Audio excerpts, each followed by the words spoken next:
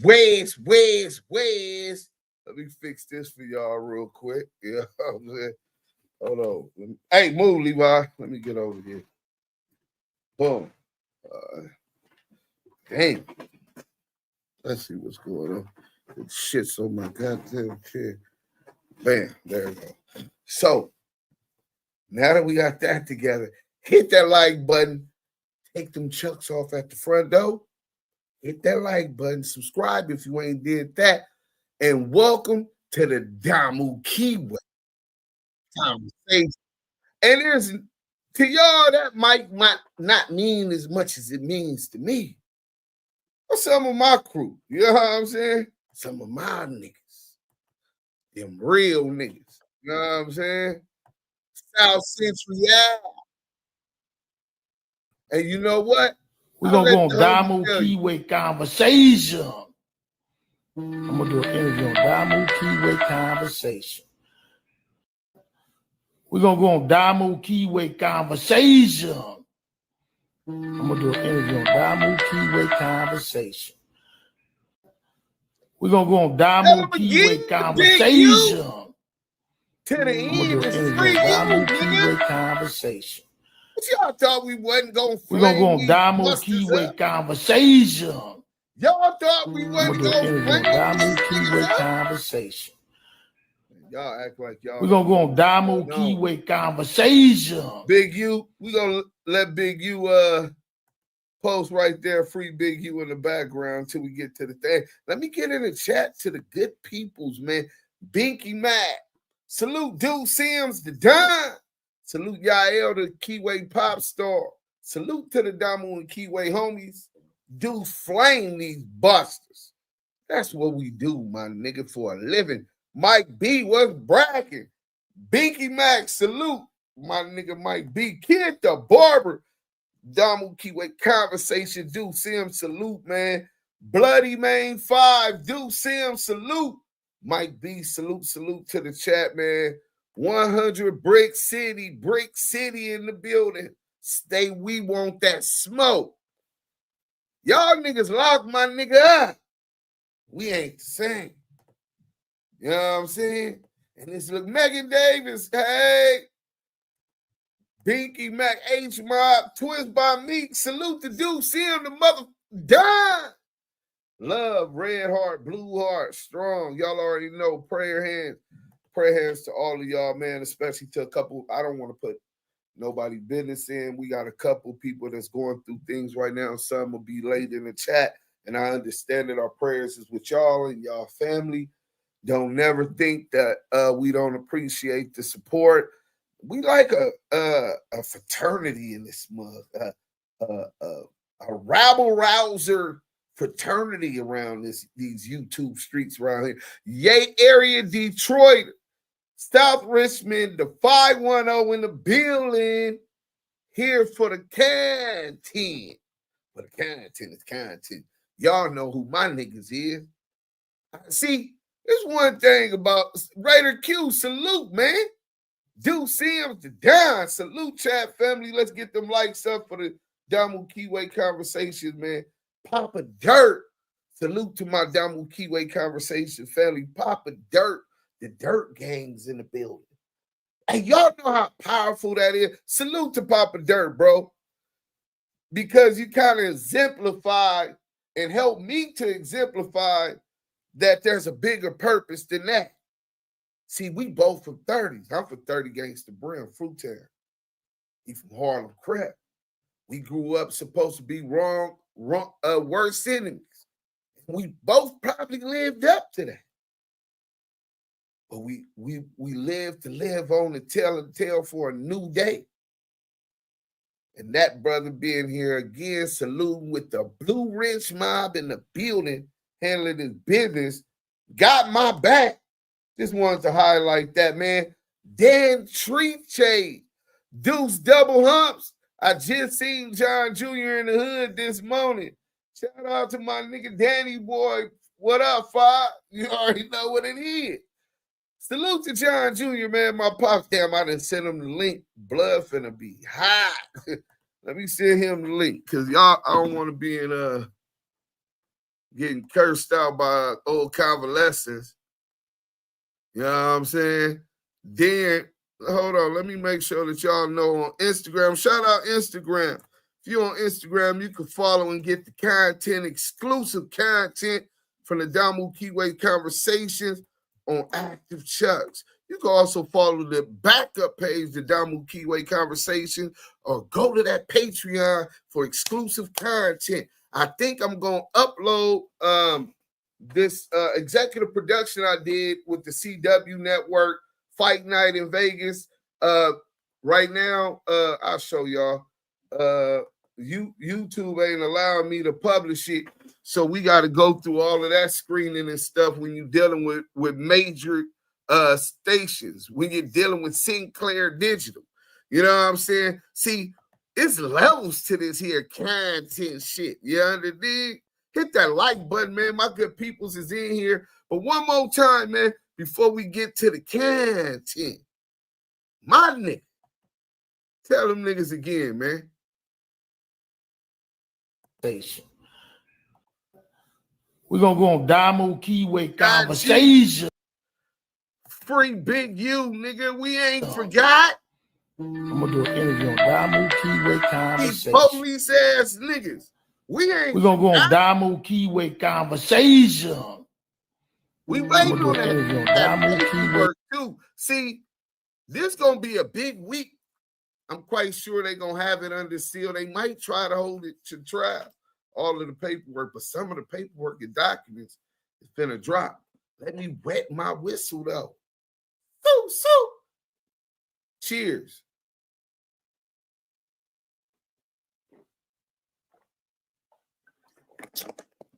Kind of cotton mouth. I was just smoking, you know what I'm saying? On the patio. I went live on IG just to tell them what we was finna do. Loose Coochie Ashley, the gift they keep getting, nigga. Loose the liability, nigga. Loose bowels, nigga. You talk about Tremaine Ashley, nigga. Loose Coochie Ashley. You know what I'm saying? That nigga's the gift they keep giving. You know what I'm saying? I'm gonna take y'all back after we do the content. Larry Jameson, hey, what up? Salute. You know what I'm saying? For sure. This ain't no game. You know what I'm saying? These niggas is putting niggas in jail off the internet, nigga. It's 2025. We gotta document this shit because soon a lot of people gonna be coming up missing. A lot of people gonna be being arrested, raided. It's a whole lot of shit going on in these YouTube streets. You know what I'm saying? You gotta play it close to the vest. Now, I'll be so scared of them people's coming and kicking in my shit, nigga, because all these niggas do is implicate niggas in crimes. So I'm waiting for a nigga from 30 years ago to come talking about he got it's cold at night in his kneecap because Deuce Sims and the hit squad was on one. You know what I'm saying? Nigga, it might be some niggas like that, but not for me. I'm clowning, right? But CS2 badges, man, Suge is a classic, man. PRBLAQ. Dude, salute, King. You are definitely on your grind. Oh, man. 702 POW. We got Vegas in the building. Spirit Wonder, man. All my good people's in the building. Can y'all get them lights up? Anthony Davis, salute. Signature, Cancer in the chat. Wait, what you mean? Cancer in the chat, brother? We Cancer Killer. Bo Money, 103. What's up, baby? See, we come in throwing up the W, but the W ain't just the west side. On the west side, you also got the east side. Watch, baby. Shout out to my niggas in the front, man. My nigga Bo Money, that's the bro. On Peru, when I catch La Mate, he going to bleed blood. Y'all crazy. Fakir Aziz. Do Sims, you be dropping it, but tread lightly. I believe the internet and trolling is a disease for many reasons. Please don't become into Officer Do Sims. Hey, Fakir Aziz. I take the first portion as a compliment because I believe your intent seems, you know what I'm saying, well based. But ultimately, Officer Duke Sims, after 30-something plus years in the street, faced 47 years to life, 25 years to life, a couple times, right? Did about 20-something years total. At this age, all you got is your name, your balls, and your word, my nigga. You know what I'm saying? You setting up and living for your legacy. My son ain't gonna be looking up and his friends telling him, oh, that's your dad? He's the rat. And I'm trying to teach him how to accept responsibility as a man. See, that's a big hypocrite. You can't say that you're pro-snitching and all of that and that you condone what snitches do and then try to raise your son and tell your son that accountability is what builds character in a man. You understand what I'm saying? Accountability. Him holding himself accountable and him holding himself to a higher expectations. So hit that like button. We finna get to the GOAT. So when these niggas tell y'all that nigga over there, Spooky Johnson, man, that nigga CS2 is over there, Spooky Johnson. And right now, while he up against it, Suge won't let go. He went on, what's the dude name? Choke No Joke. We reacted to that. He flamed him on Choke No Joke. And now he coming again. He coming at Veggie Wrong, Pork Butt. And he coming at CS2 back. We gonna get into it. Hit that like, hashtag ETE in the chat. That's what we edify through entertainment. The exposure. Let's go. Oh, let me back it up. AI content. Before they start, bro, why does Christopher Love Boys, Reggie Wright Jr., and CS2 back try so hard to believe that Scandalous can't get monetized anymore on YouTube because they're not paying for AI voice? But Scandalous does his due diligence. He know what he can and can't do. He relays such information to me. You know what I'm saying? He be putting it up in the videos, clowning them niggas. And they still running with that narrative. We'll revisit that also. Maybe Scandalous know where it's at. But them niggas hate Scandalous, nigga. Nigga, they want this nigga identity. Hey, prayers to my nigga Scandalous. We dealing with some powerful, evil motherfuckers. This is why I just signed the dudes who's doing the gangster grannies, the Crip and Blood ladies you've been seeing. I just signed them electronics because their AI can't be monetized no more. So now we're gonna put their work up behind a paywall where they can get paid. The AI can't be monetized. They ain't that dude with that voice, he ain't getting paid no more. That dude with that voice. Oh yeah. That dude with that voice, nigga. Scandalous Los Angeles, my nigga, is that voice, nigga. Nigga, these niggas is facing indictments, nigga, and they focusing on Scandalous Los Angeles. Nigga, they focused on us, nigga. They just took our nigga down. Hit that motherfucking like button. We finna cook. Scandalous, nigga. Most Scandalous Los Angeles TV. Salute to the bro. Hey, but fuck the union, nigga. You know what I'm saying? I ain't forgot. You know what's up. But that's the bro, though. Let's go. He ain't getting paid no more. I'm surprised Scandalous ain't popped up in here, man. Is everybody here? If he don't go on there with his real voice, why demon time is to? Oh, I'm surprised Scandalous ain't popped up in my chat.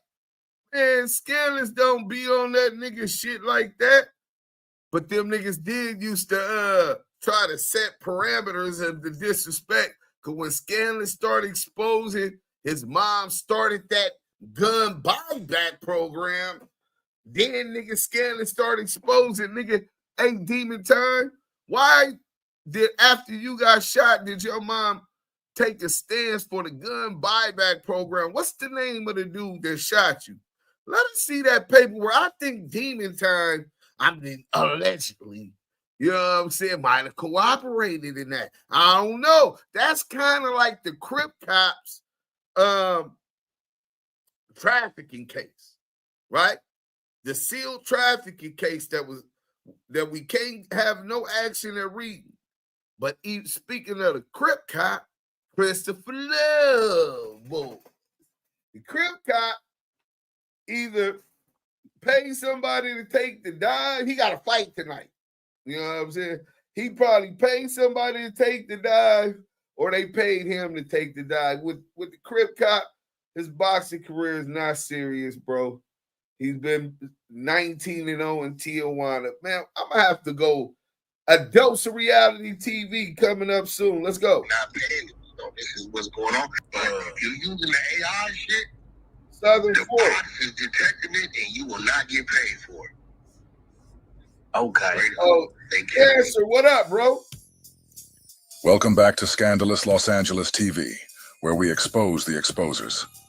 Marion Knight is back in the headlines. You know when Simon speaks, the whole world stops to listen. This time he's back on CS2 back and aiming straight at Reggie Wright again.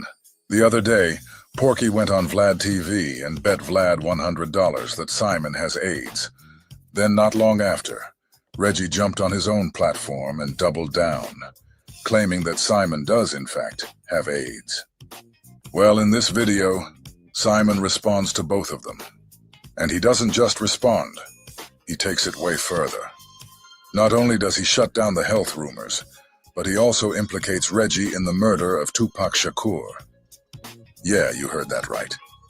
Simon starts breaking it all down, talking about how the police were driving his boats, living in his homes while he was locked up, and how they stole his money too. So yeah, we're diving straight into this one.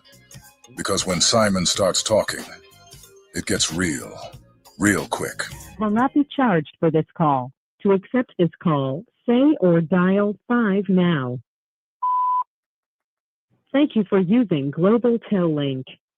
All right, good. Well, regarding Reds, I think something wrong with him. I think there's a mental health problem. They said Red's got mental health because for someone to be lying all these years and said they ran my company, Death Row, or work at Death Row, when he knows, I know, his paycheck says security. That nigga said, how you gonna say you ran my company when I know your paycheck says security? Hey, he the one that put CS2 badges on too, nigga. CS2 back, nigga, started as security. What a coinky dink. Let's go. This guy got everything mixed up, turned backwards. This call and your telephone number will be monitored and recorded. Everybody looking like a clown. Not me, of course. But the crazy thing about it, Mo, I had a conversation with his father. He had a conversation with I tried to show them some respect because I know they're going through it, all of them. I told him, next time, your fat ass, pork butt ass son, your fat ass pork butt ass my mother, it's gonna be. Your fat ass pork butt ass son talk about my mother. That nigga said he hollered at the nigga Pops. All right, let's go. Situation. Now, if I was the type of motherfucker that sue people I want to see people in prison. All those crooked cops will be in prison. I had the biggest lawsuit against the Compton sheriffs more than anybody. Not all of them, but most of them.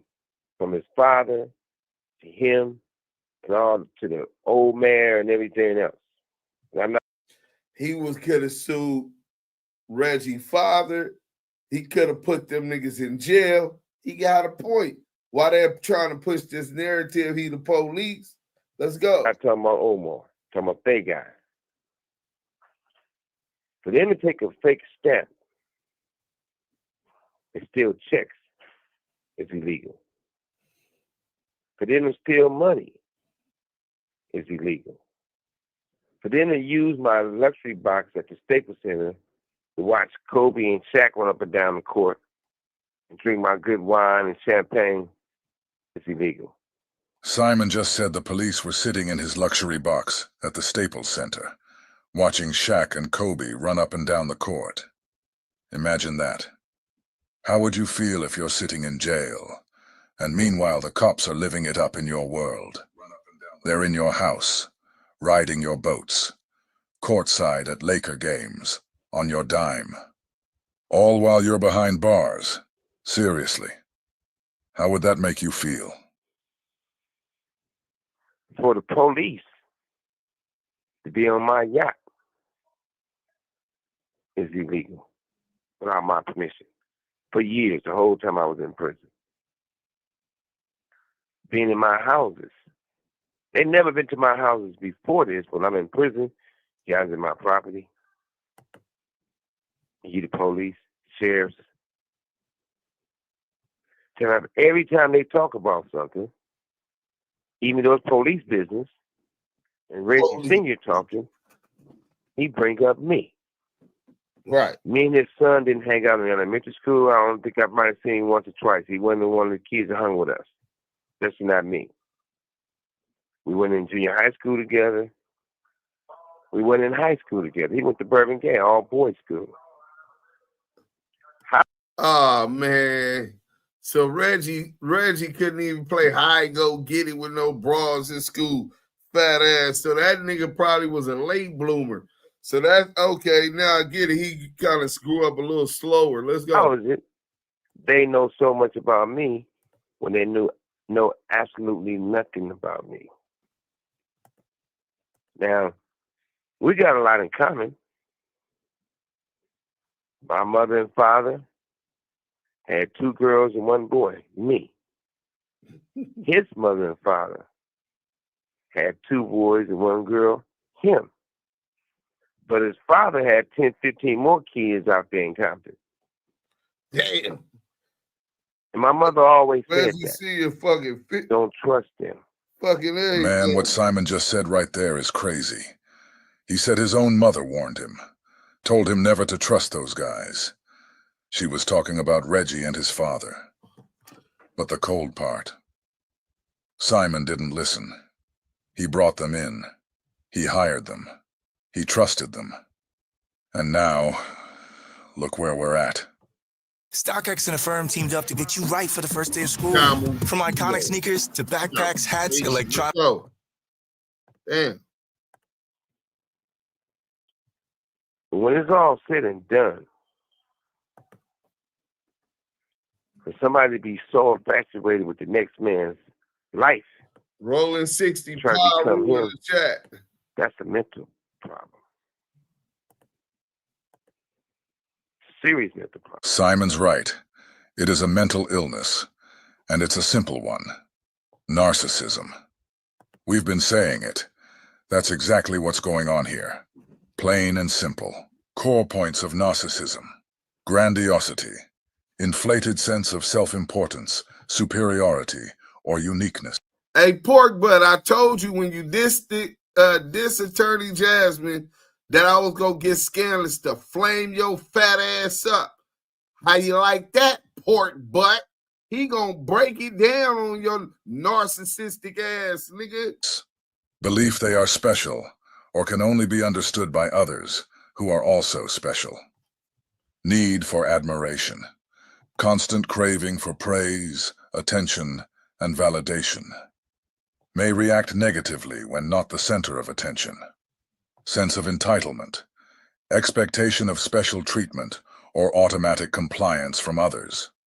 Believes rules don't apply to them. Do you feel like that, Reg? Because we've seen you do multiple things that you attack other people for. Phil Carson said that you were 137 source for him and his partner LJ. But you stay calling other people rats. Let's talk about that. Do you feel like... Do you feel that you're special?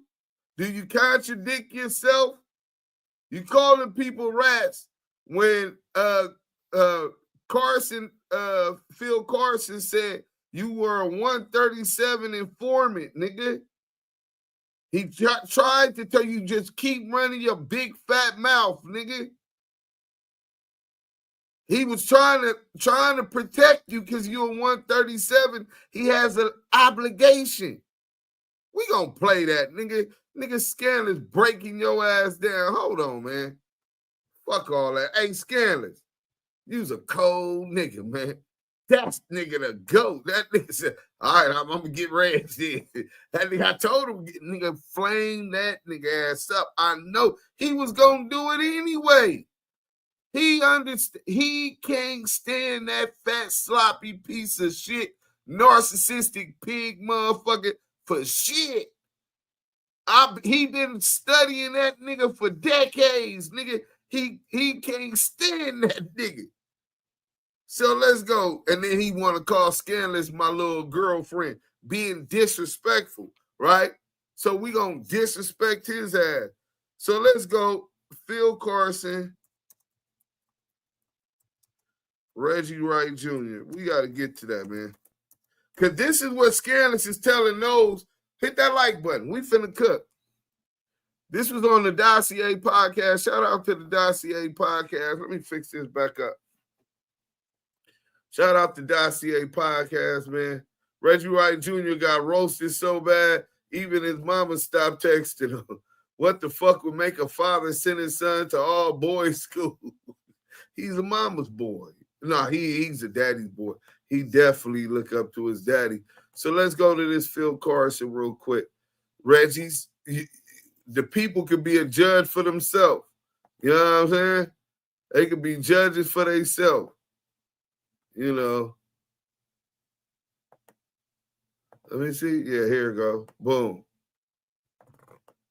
It ain't that long. Oh, yeah, this is the long one. Damn. Hold on.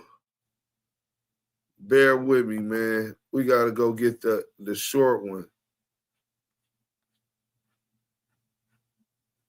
Phil Carson, Dossier. Let me get, damn. They done took it down, bro. They scrubbing shit. Veggie good for that. But that's cool. Well, we could go to the original one. It's probably a short. Let's go to the Dossier podcast. Boom. Let's go to shorts.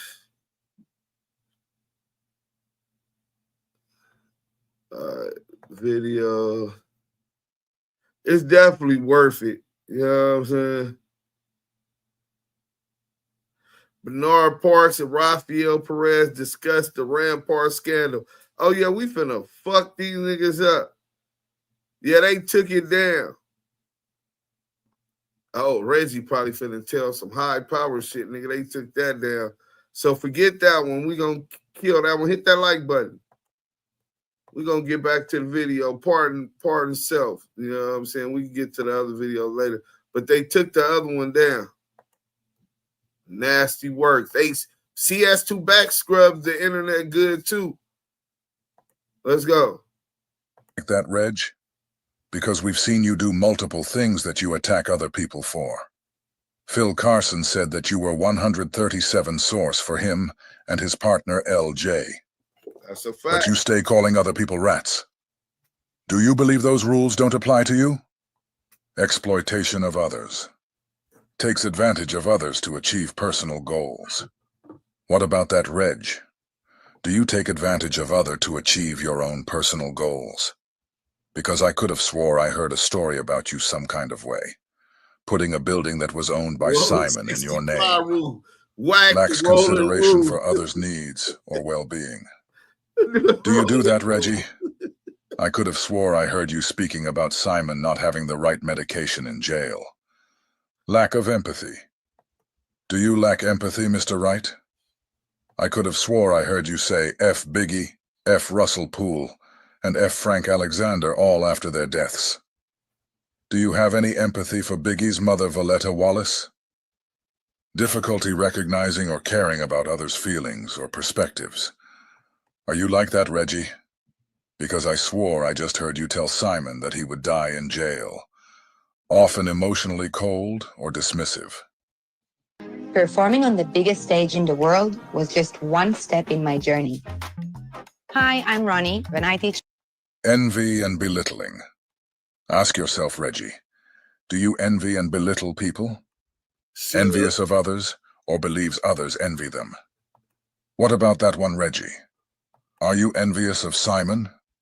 May put others down to feel superior. What about that one, Reg? Do you put other people down to make yourself feel superior? Arrogant or haughty behavior? Condescending attitudes or behavior? May look down on others or behave in ways that signal superiority, which is why Reggie says his opponents are going to kiss the ring of Reggie Wright. Additional traits often seen: fragile self-esteem, despite external confidence, fear of shame or exposure. Hey, Reg, do you have a fear of being exposed? Highly reactive to criticism. Reg, have you ever noticed how reactive you are to criticism? You struck my channel multiple times for this very reason. Manipulativeness, emotional or social. This is the satanic spirit of narcissism that has vastly covered the people. Tell me what you guys think.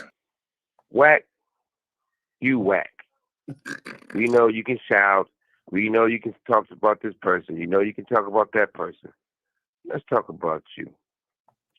I send word to you. We don't got to go back and forth. You say I'm old or when I'm come home or whatever. Whenever I came home, I tell you we'd sit in the room. You still want to talk. Because it ain't your fault because you always been little bro. Everybody always little bro you. First it was Jimmy History, little bro on you. This nigga said, nigga, but you always little bro. You everybody always little bro you. First it was Jimmy Henchman. So this nigga came around fucking with Jimmy Henchman, a federal informant, and Reggie Wright Jr. Nigga, that's his big homies. This shit crazy. Run around for Jimmy Henchman. You and gang get caught with 200 guns that he gave you, nobody go to jail. Nobody go to jail. When Jimmy Henchman wasn't a little bro on you, it was Birdman. Birdman little bro on you, huh? You hold him down. But you let Rick Ross talk about his dead mother, and you have done nothing. Muscle. When you take an artist and you make them better than what they was, you deserve a cigar. If you take an artist and destroys their career in life, you deserve a kick in the ass. You deserve a kick in the ass. Ray J went from popular to being on meth. Little bro 100. And wrote hard all night by another man in the bed with Puffy all the time. Making an album that he said Puffy gave him $10 million. Never came. Puffy gave Ray J $10 million and he was in the bed getting rammed by Sugar Cold nigga. He would know. Ray J was a death row artist. Nasty work. Ray J was getting rammed by the diddler. Oh, this is nasty work. Wow. Not to mention,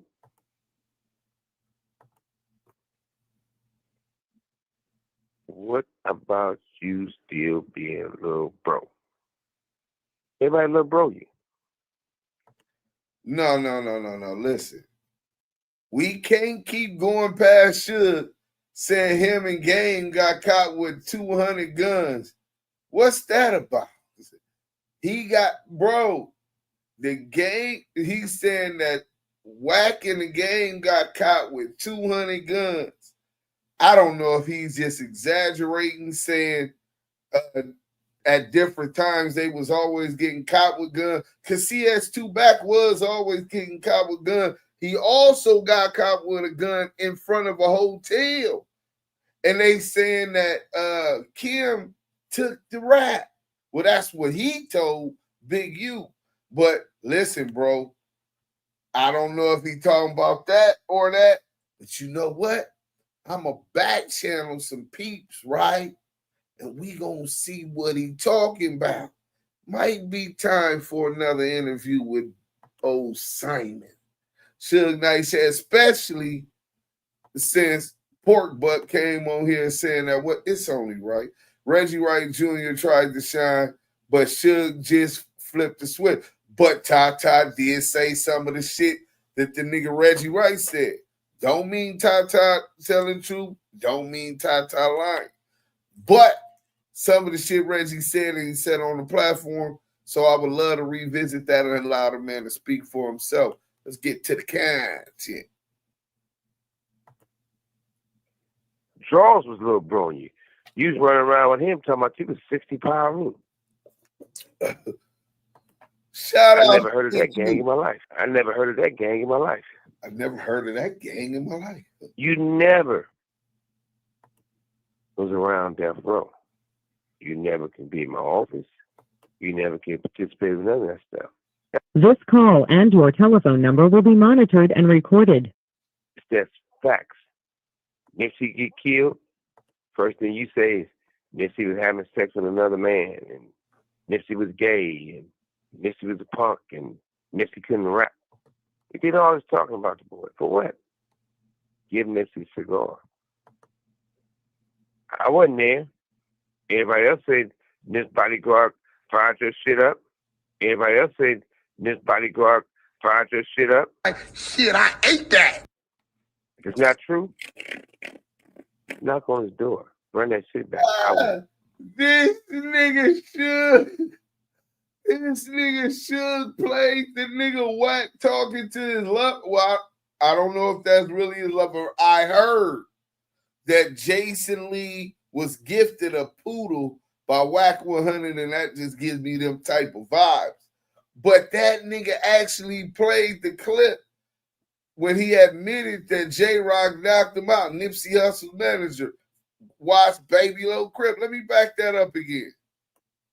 Since you want to diss Nip, nigga, still ride for Nip. Let's go. I wasn't there. Everybody else said this bodyguard fired your shit up. Everybody else said this bodyguard fired your shit up. Shit, I ate that. If it's not true, knock on his door. Run that shit back. I would. You talk about Tupac. You never met the man. You talk about some police shit saying, I'm trying to get out of prison, not go to prison, and say that I gave Lando Anderson some money. Never gave him $1. But where was you at in 96? We didn't know you. I didn't know you. You know what happened the first time I met you. You know what happened. Your sidekick over there. You know what happened to you the first time that I met you. You know, you and your sidekick right there. Nasty work. He laughs at you. Talk about my mother and I need money to sell some bury my mother. He's an idiot. Got property now. Had shit then. I ask nobody for nothing. But at the same time, I'm not going to talk about your mother. Right. Everybody say I can talk about her. Even the guy you sitting right next to. They laugh behind your back. You're talking about your mother, but his mother's a crackhead.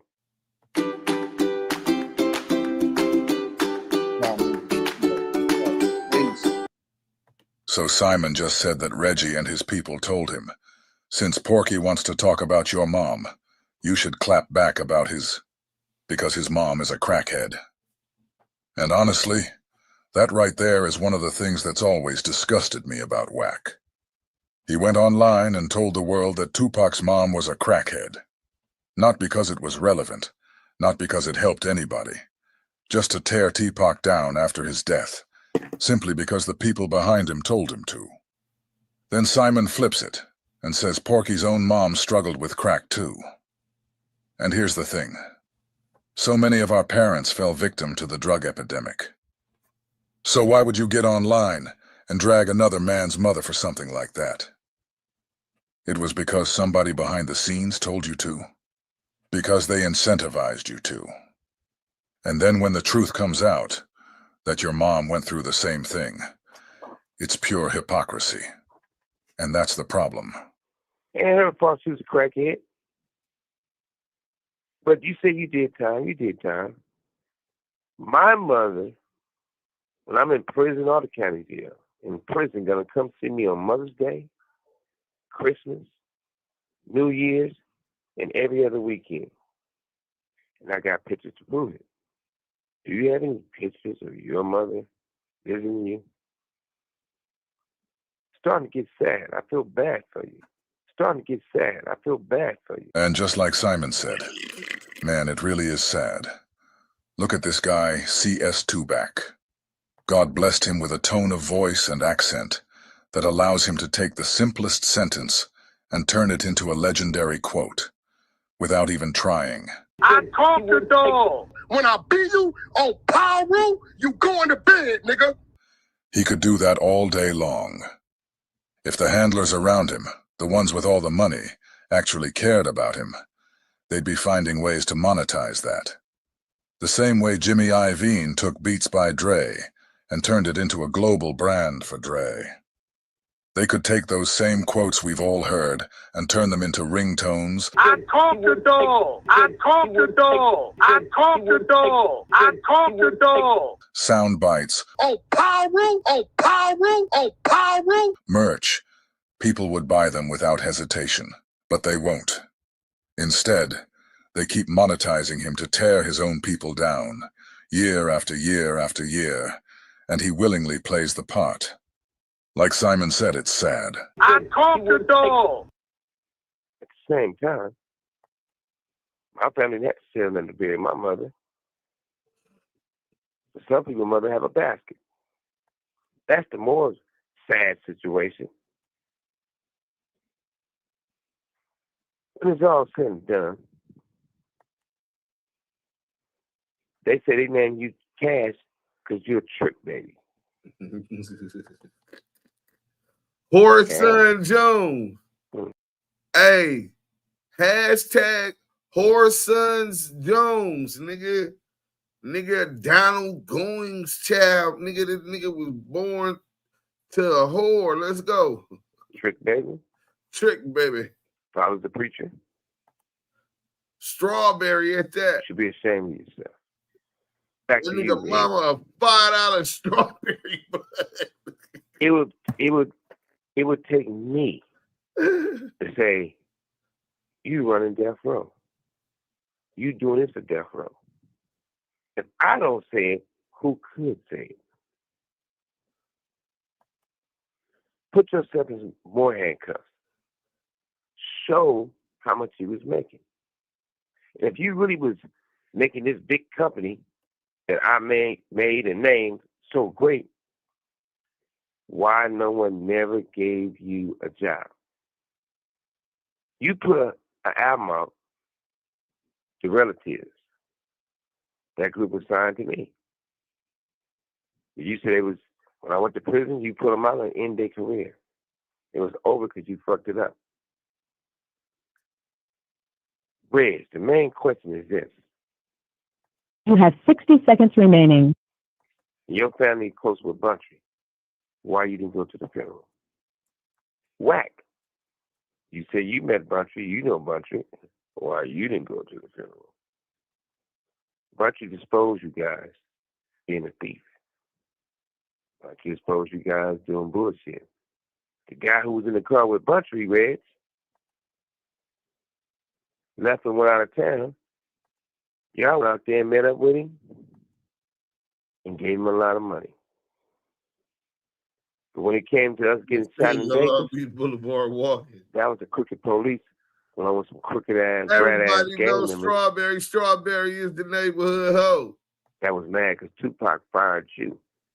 Pac fired Veggie. Y'all fired back. Y'all fired back. Y'all fired back. Simon just stated that Tupac decided to fire Reggie.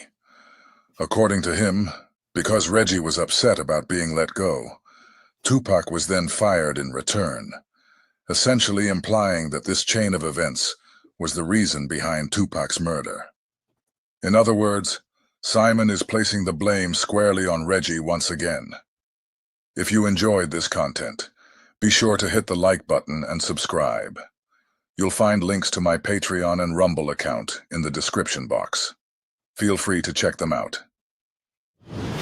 3 words: teen driver. Los Angeles TV. Go to most Scandalous Los Angeles TV and binge that, man. Make sure y'all hit that comments.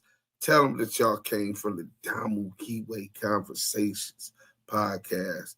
Hey, but look, nasty work. Oh, and go subscribe to that nigga Scandalous Patreon. Most Scandalous Los Angeles. Nino Black, salute. Lalo Roots, OG Lalo Roots said they blame Simon for a lot of things that happened to Death Row, but it was other people behind the scenes making plays.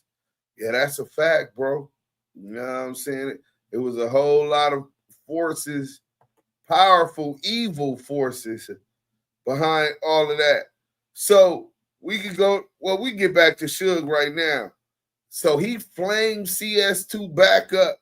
Niggas said him and Game got caught with 200 burners.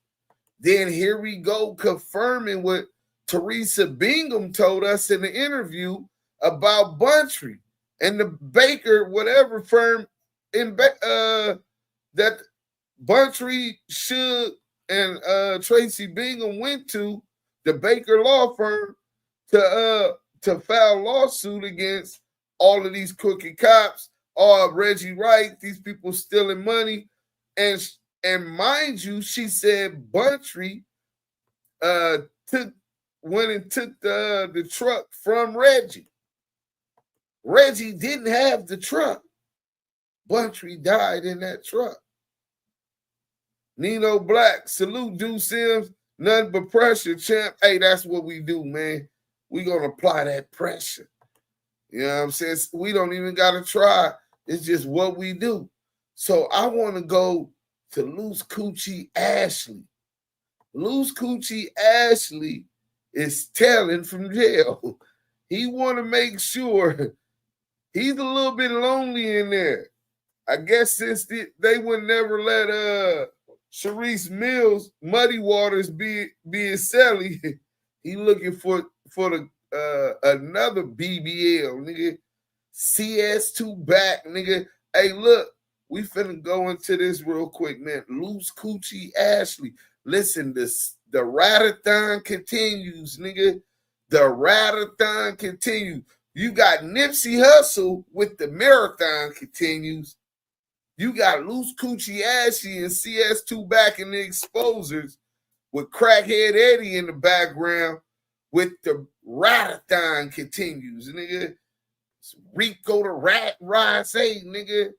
Rico Rat 100. Let's go. This is Loose Coochie Ash. Bubble, but this is an open case, and you trying to take yourself out of a This situation. an open case. All you doing is just shedding more light to the situation than just like. Nigga, this an open case. Bubble butt. Nigga, this is an open case. Hey, I thought the nigga said that it was just a civil suit. Loose Cannon ain't saying it's a civil suit. Loose Cannon is implicating you in crime. This shit is nasty work, man. And it died down. You a goofy. You know it was 4 or 5 other videos that was being sent. I sent you one version. You had like 3 or 4 other versions that you sent me.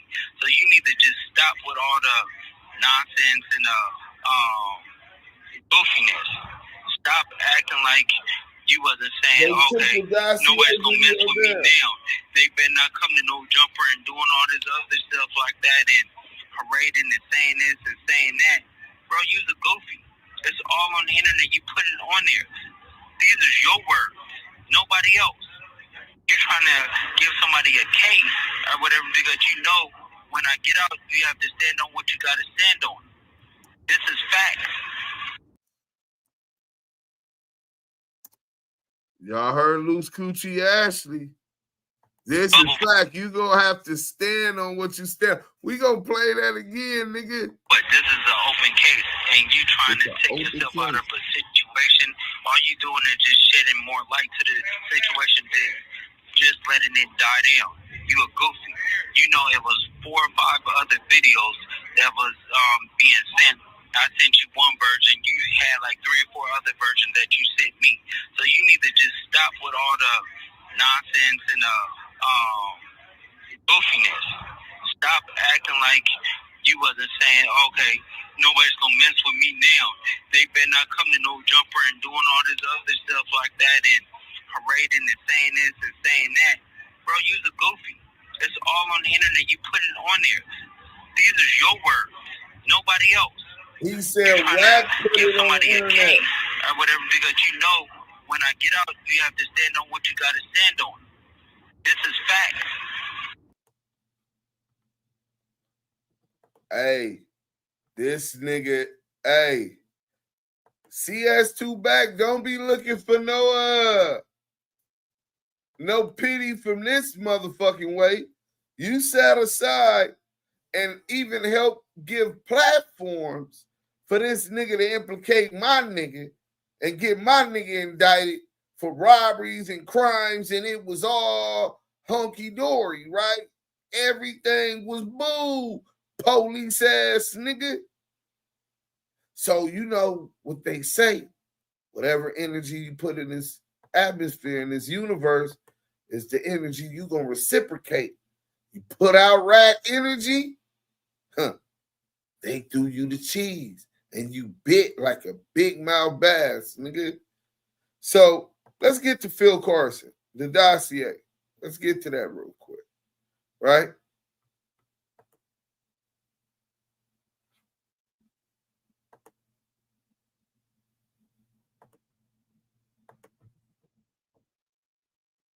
Time that you've ever spoken about the events of that night, your story has never changed. You know, I think a lot of people in your position would have done what you could, spoke what you could, and then realized and sat back and said, this is insurmountable. I can't keep talking about this because nothing's being done. Why did you decide for so many years to develop a platform, to talk to people, to educate people, to tell people these stories? Why did you feel that was important? Because this ain't even it. When you don't tell the truth. I mean, that's Gene Deal. I don't know where's the dossier podcast with that. I want to get into this Rampart shit though, but before we get Loose Coochie was one thing, right? Loose Coochie Ashley snitching on CS2 back, nasty work. Get your popcorn. Hey, CS2 back. Nigga, I know you over there shaking like Don Knotts over there, nigga. That nigga over there shaking like Don Knotts, nigga. That nigga turned into Loose Coochie Ashley. Boo boo. Nigga, that CS 3-finger back. Boo boo. Nigga, he done turned into Loose Coochie Ashley, nigga. That nigga over there nervous, pervis, nigga. That nigga nervous, nigga. That bitch ass nigga blood know he can't go to jail. He finna tell on somebody. It might not be enough.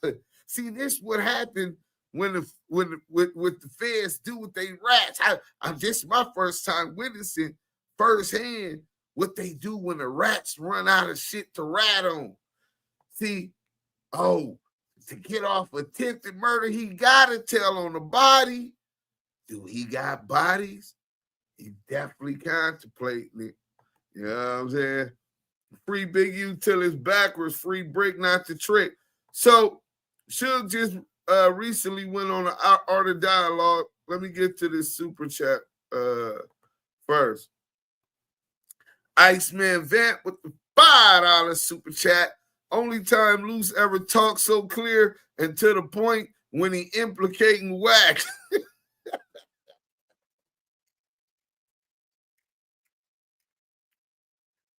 That nigga wasn't talking slow or nothing. That nigga, he got the spiel. He act like he came out of his stupor like, nigga, and I'm going to tell on this nigga. I ain't finna, I know exactly. He thought of he practiced it like a sales pitch, nigga. Hey, Iceman Vet, man, salute, man. Thanks for the $5 super chat. That shit is hilarious. I talked the dog. You know what I'm saying? So look, the nigga Suge that went on the Art of Dialogue, and he's still flaming shit up. You know what I'm saying? Let's see what we got. Where the hell is that shit at? Suge Knight breaks his silence on HIV, man. On that he got AIDS. You know what I'm saying? Let's get to this. Reggie and Wack put AIDS on the nigga. Them niggas is cold, bro. No moral. Yeah. These must be the photos you talking about. You wanted me to find from the night you and Pop was shot in Vegas. Yeah, I see them. Yeah, they saying these photos came out some years ago. They new photos, but yeah. I never seen these photos, man. Yeah, I see blood on the seats. I see a Diet Coke. Who Diet Coke was that?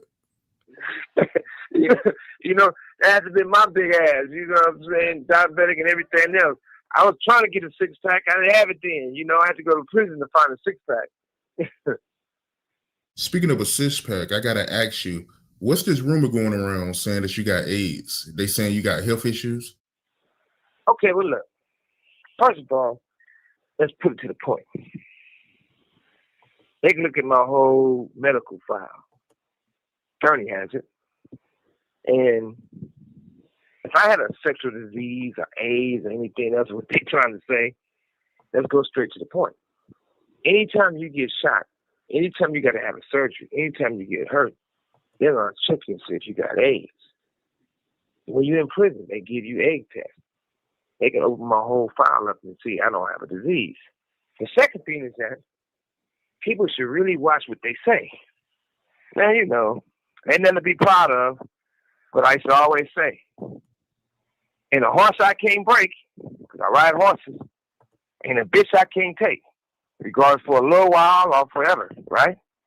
So, 9 out of 10, the one I threw away, you married. You have 60 seconds remaining. So, if you married her, and you doing what you're supposed to be doing every day, every night, if I did have AIDS, you sucking all the AIDS out of her. But at the same time, I don't have it. Anytime they want to have a test or whatever, I don't got nothing to prove, but I definitely don't have it. And for it, I used to weigh 350. Right now, I weigh 305. By choice. On a mile and a half a day. Do my dips, do my pull-ups. You don't Photoshop my shit, I know I look good. Hey, I can come on my shirt. Shot caller. You know what I mean? Some of the shit CS. Also, here go another fact, right? Another fact is this. I've been in prison almost 11 years, months away, right? When Corona came, most everybody got vaccinated. They took the shot. I never got vaccinated, right?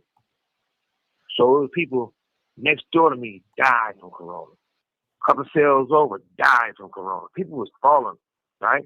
And they was getting vaccinated. The shot. The light bullets were just coming in. I don't think I caught it. If I did catch it, my immune system was so strong, I never got no symptoms, right? Yeah, you got people who went to jail or a little camp or something, and they get Corona, right? And they was vaccinated. So they say. Corona kicked them in the ass. I would think they might have AIDS. Because once they got Corona, they was in a coma, and they died, lungs messed up, or kidneys, whatever the hell. Hands can't stretch out, they call them lots of claws, and their feet don't stretch out, right? Ain't nothing to be laughing at because it's not a joke. And they got a big old hole in their throat, like they did one of those cigarette commercials. You know, when they be talking about, don't smoke cigarettes or you can end up like this, and all the smoke and the hole in their throat. Because if you look at that person, they got a big hole in their throat, right?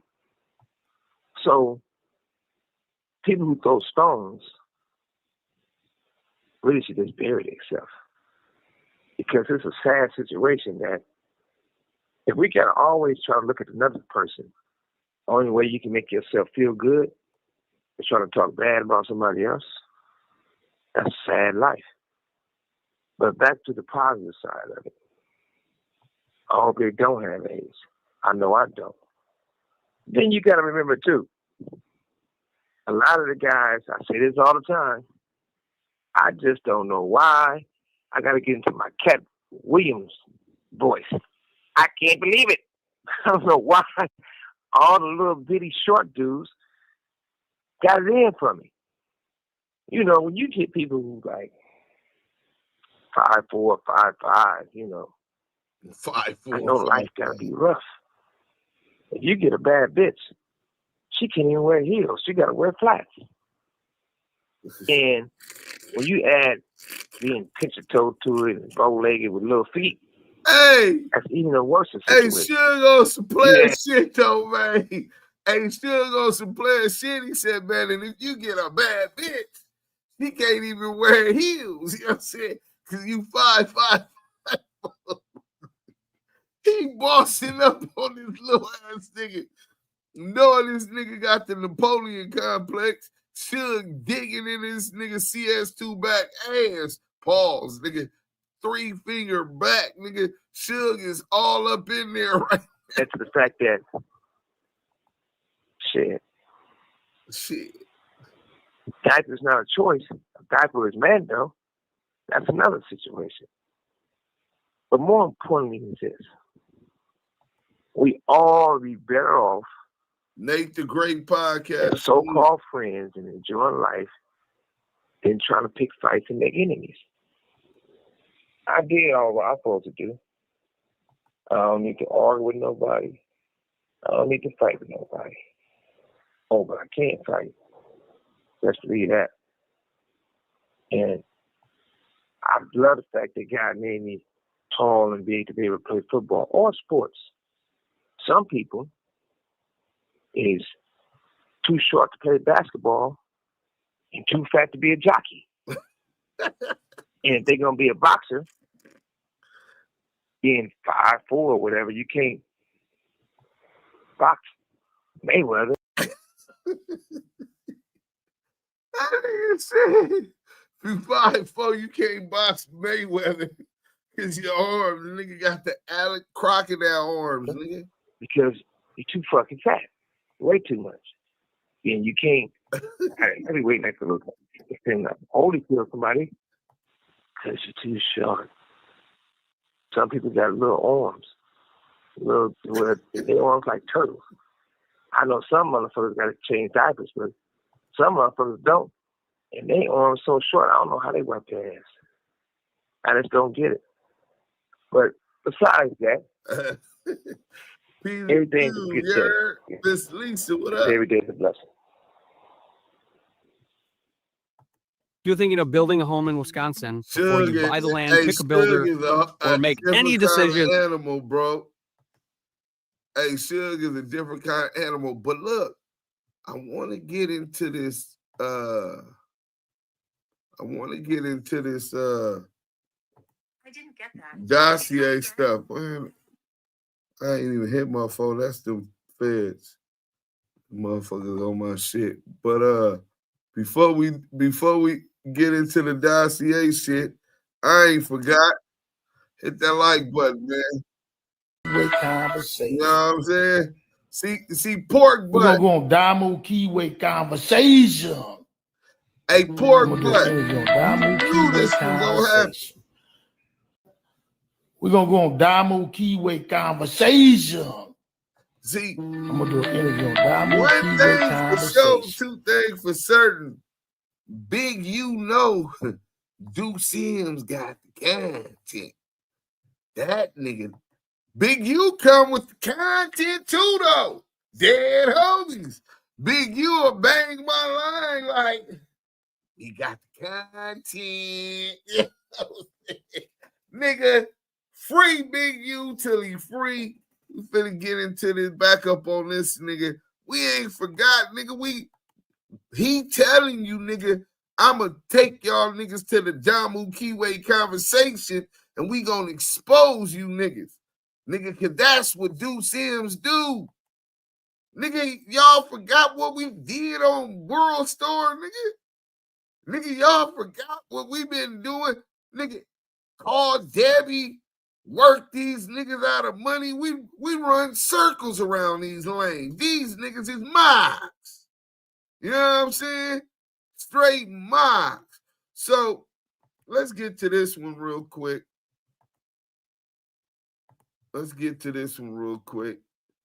Veggie wrong, 137 informant. Let's get to it. Violation. That's Dan McMullen and an ATF agent by the name of John. Met me at the House of Blues and on Hollywood on Sunset. And said that they needed to talk to me. And they wanted to put some things on the table and let me know what was going on, and it was being investigated. And so I guess that's why Bill Carson calls me an FBI informant, because he knows. Whoa. Hey, Reggie, hold on a second. When have I ever said that you're an FBI informant? That's on the podcast, on the podcast. No, you're you're listening to the wrong podcast. Then I have never ever stated you were an FBI informant. I want to be clear about that. Okay, well that's good to clear up. Okay, well, that's what I just want to make sure. Okay. Well, no. That's good. I respect that. Right. I respect that. All right. I respect that. Right. Okay. But I was like, whoa. The only time I was going to be able to consider an FBI informant is when I talked to, I did talk to Dan McMullen. And Suge was aware of it. And David Kenner was aware of it. So he talked to Dan McMullen. So he talked to the FBI. Suge was aware of it. And David Kenner was aware of it. What that mean? What did you say? Where's your statement at, Veggie? We should flame. Hey, Veggie, call in, nigga. I know your fat ass or John Pink ass is watching right now. Nigga, call in. That's the question. Where's your paperwork for that conversation you had with Mr. Mullins, Detective Mullins, nigga, Special Agent Mullins, nigga? All that let me backtrack. Well, first of all, why don't you tell people who Dan McMullen is? I know who Dan McMullen is, but why don't you say?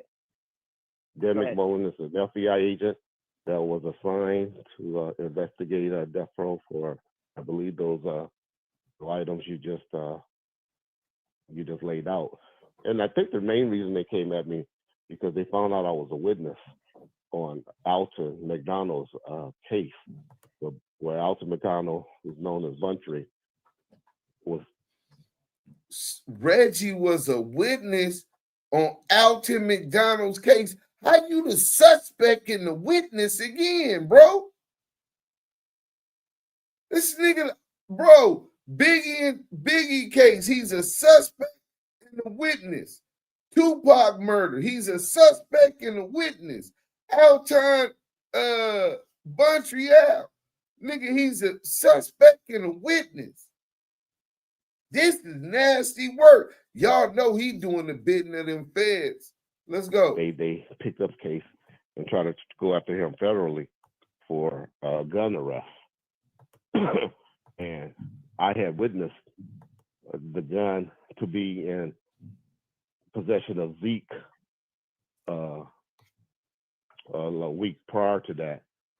So you tried to tell me that Zeke was the rat, but here it is, you pointing the finger at the homie Zeke. Shout out to the homie Face from the mob. Me and Blood was the first two bracket. He bracked the chicken ride off, nigga. Nigga talking about Zeke had the burner, nigga. And you try to talk about Zeke was snitching, bro. You ain't shit, Reggie. You fucked your credibility up. Yeah, I was testifying on behalf of Alton McDonald that Zeke is the one who had that gun and threw that at Alton McDonald's feet when he was exiting the car. And they just wanted to get my testimony prior to going to court. Okay. Is Dan McMullen the only FBI agent you've ever spoken with? Yes. Well, in regards to that, I'm talking about at all. No. In any of your dealings. I talked to an FBI agent by the name of, I believe his name was LJ. I called him LJ. He was investigating racketeering or not racketeering, something going on in Vegas as far as politicians being on the tape. And I brought Teresa Swan down there to talk about some dealings with the club where they thought. So he brought Tanisha Swan to the FBI twice. Some Vegas politicians were on the tape. Okay. No, you're correct. And by the way, just to kind of maybe fill in a couple blanks, LJ was my partner, and you've met with me too. Just to let you know. Oh, okay. I didn't know that. And you know what? I mean, I know it was a long time ago, but no, we've met numerous times. Just to let you know, and apparently you don't remember me, which is understandable. It's been so many years. I didn't remember that name. No, I didn't. Okay. I remember LJ. Yeah. But LJ there was somebody with LJ. Okay. Yeah. Okay. LJ good. was my partner. And by the way, when you see your father, Reggie Sr., you can tell him I said hi as well. So he may not remember me. You got him out here thinking he's corrupt. What's that? Everybody got him thinking that he's the most corrupt Compton officer ever. If I put it this way, I have no control over what other people say. But like I said, I've never said you were an FBI informant. I've never said your father's corrupt. Okay. So I'm just being straight with you, right? Okay. That's all we can do. Okay. Yep. Cool. All right. Okay. Sorry, Don. Go ahead. Appreciate you saying that because I believe Mark Anderson. I believe Mark Anderson was the one. Either him or Mike Coet was the one that facilitated coming down meetings. I think it was I believe it was Mark Anderson that made the introduction. It was a Compton police officer that worked on a federal task force with you guys. Yeah, well, Coet ended up working on the task force with me and all the other guys as well too. Correct. And that's why I always laugh when Richard, y'all brought Richard on your show, Valdemar. Right. And he said that I'm a Pyru and I never arrested any Pyrus. And I was like, boy, I arrested Poochie before, I arrested Neckbone before, and he talked to Mike Coet. I'm sure he explained the reason that a lot of things happened was because of my relationship with Mike Coet. And I was like, I don't know why Richard is making all the allegations because he doesn't know me. I don't know Richard at all. Okay. But anyway. All right. Anyways. And at this time that all of these federal investigations were going on, what were they looking into? What was it? Guns? Was it drugs? What was this all about? Well, we're talking different time periods, so we better get our time periods right. And McMullen was going. I really believe it was the gun case and with Buntry, but that stopped in like 2000. In 2000, and then because of 9/11 happened, and they just FBI just started focusing, on the terrorist act, on the terrorist thing, and all we were found guilty of were failing to file federal income tax meaning Death Row Records. Misdemeanor. That's solid. true, but Kenner That's all that came out of that had a investigation. crime. Now, Hey, can I ask you one? I'm sorry. Go ahead, Reggie. Suge got an No, I was apology. just going to ask you one question. From what you're telling us, I want to make sure I understand this correctly. All the security for Death Row Records, Suge handed that over to you, so you ran all the payroll and you did all the hiring and firing or what have you of the officers that work security for Death Row through Right Way Securities. Is that correct? Correct. That is correct. Okay. Are you aware of any officers that were actually hired by Death Row Records and paid under the table? And if so, do you know how they were paid? Okay. The only person that ever, because I talked to everybody after all of the accusations come up, is Sharita Knight says that for a private party that Snoop had in like 94 or 95, he had for a family reunion. She hired, because she was his manager, 4 or 5 cops that were Kevin Gaines' friends who work private security at the family reunion. And I don't know if this was before Right Way was around. It had to be, because I always had two guards on Snoop, and my 2 guys would have told me, which was Marcus and Kenneth.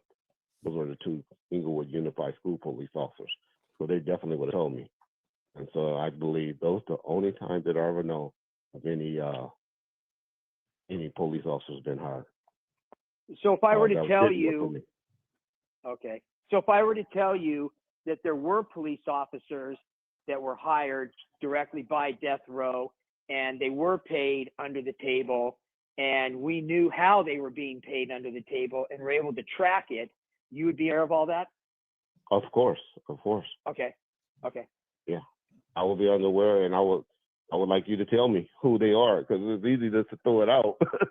But no, I'm just asking you no problem. All right. Okay. Now let me say this: there was another incident where one LAPD officer, and this is before I started working for Death Row. It was a Snoop Dogg's album release party on a boat, a yacht. There was one LAPD officer. I heard they got in trouble or something like that. That was working on the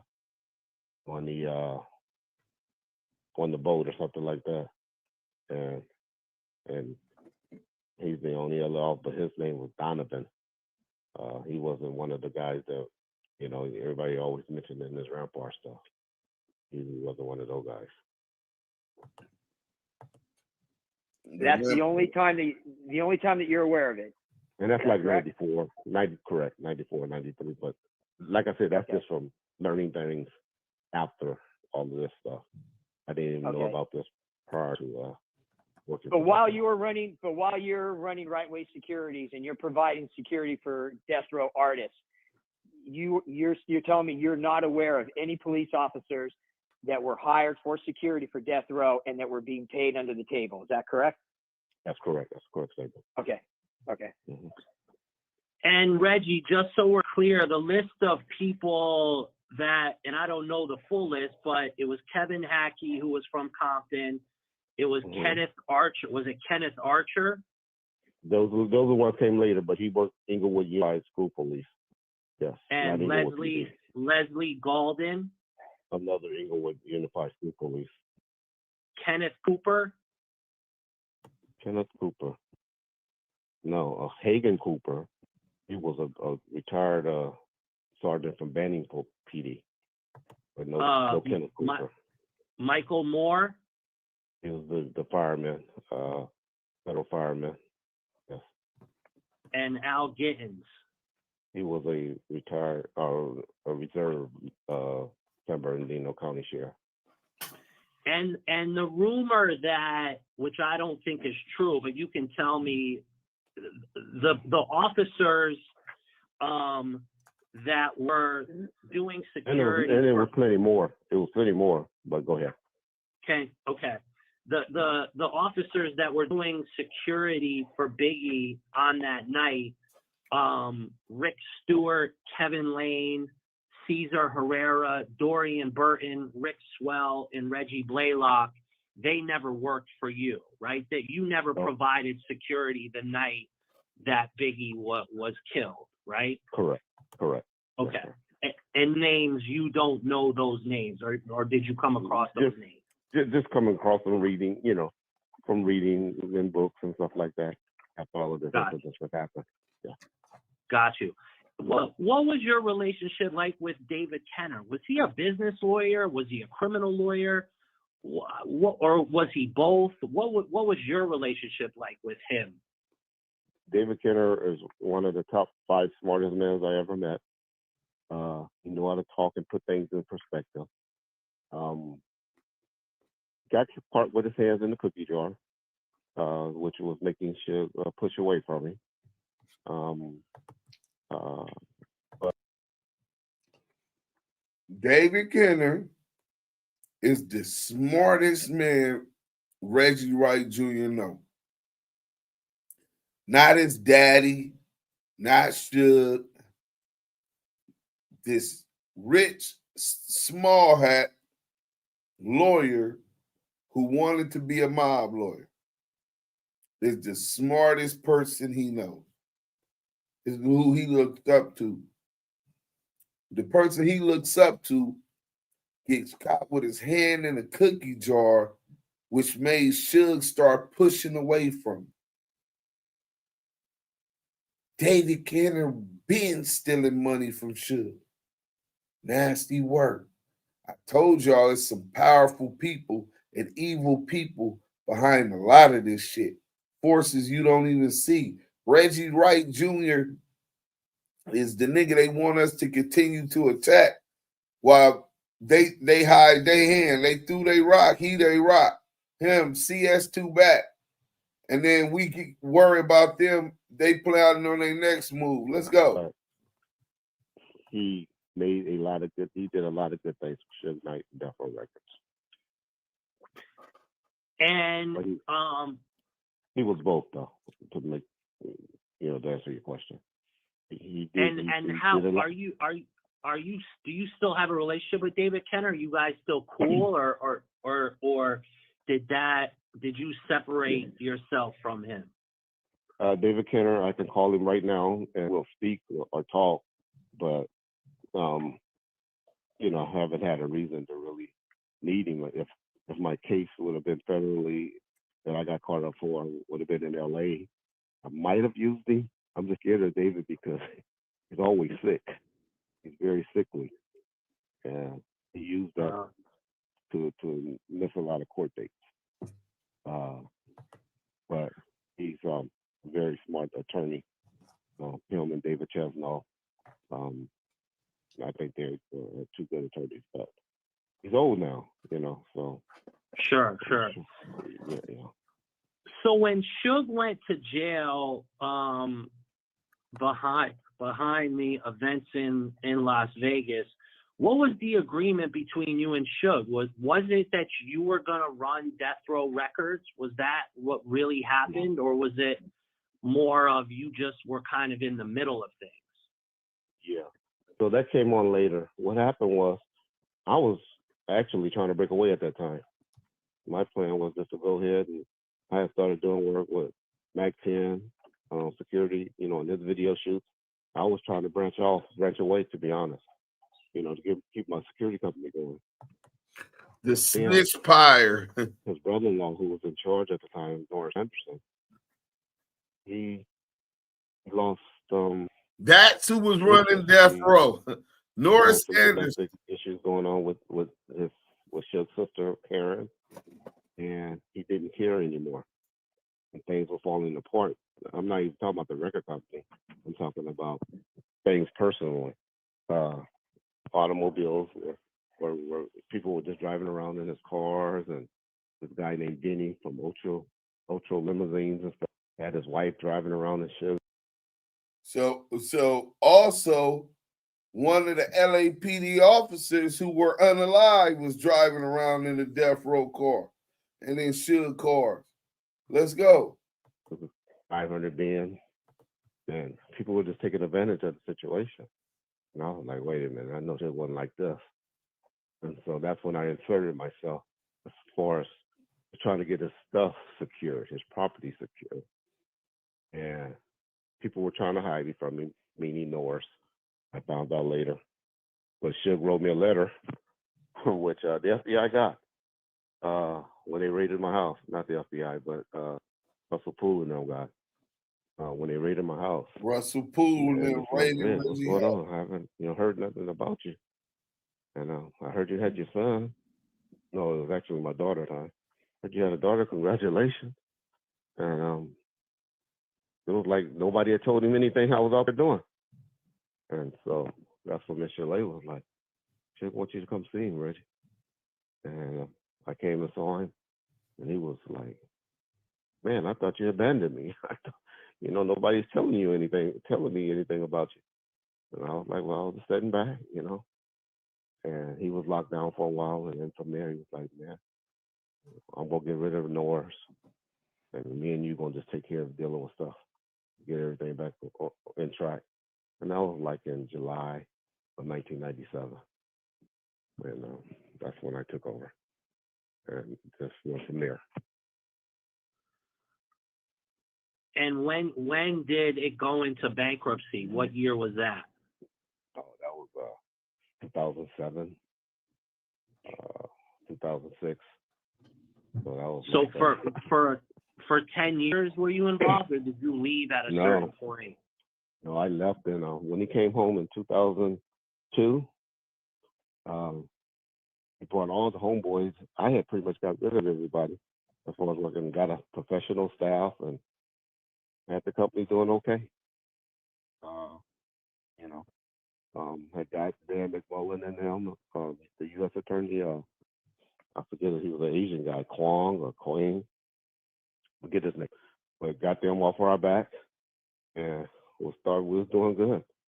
And he came back home on the gangster tip, and that's when I was like, okay, I can't have my doors kicked in no more by the FBI or LAPD. And trust me, it was about to happen because things were just going on, starting all over. I saw 95, 96 all over again, and I didn't want that. And so I left.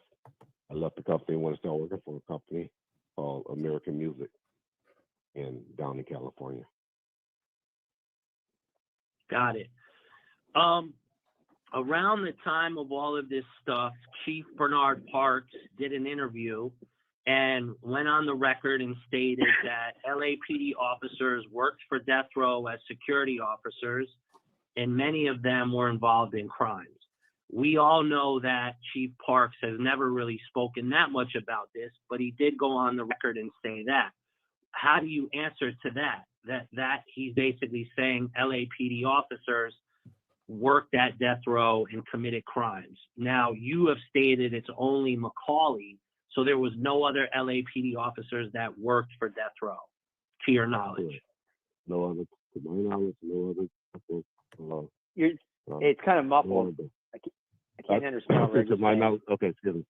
To my knowledge, no other LAPD officers other than Dave Young. I believe his name is Ken Sutton, and Rich McCauley was for death row. Don, I can't understand. Oh, can you just speak again into the phone, Reg? Yeah, I couldn't understand anything you're saying, Reggie. Sorry about that. Okay, how about now? Perfect. Yeah, that's good. There you go. Okay. Yep. I said, to my knowledge, no other police officers work for Death Row Records, but Richard McCauley, Ken Sutton, and David Love.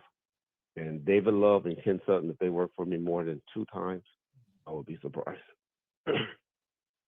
So where do Chief Parks get that statement from? I don't know, but Richard was the only one that worked for me.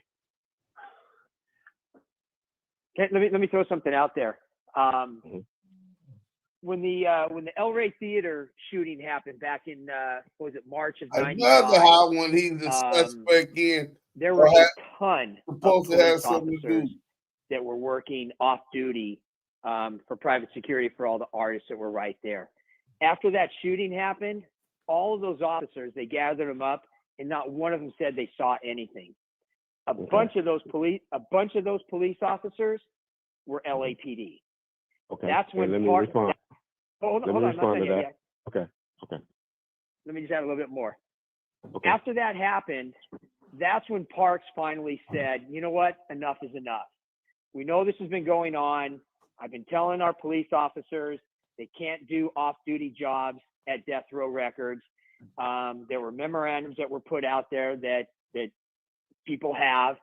I don't know if they're public or not, but people have them.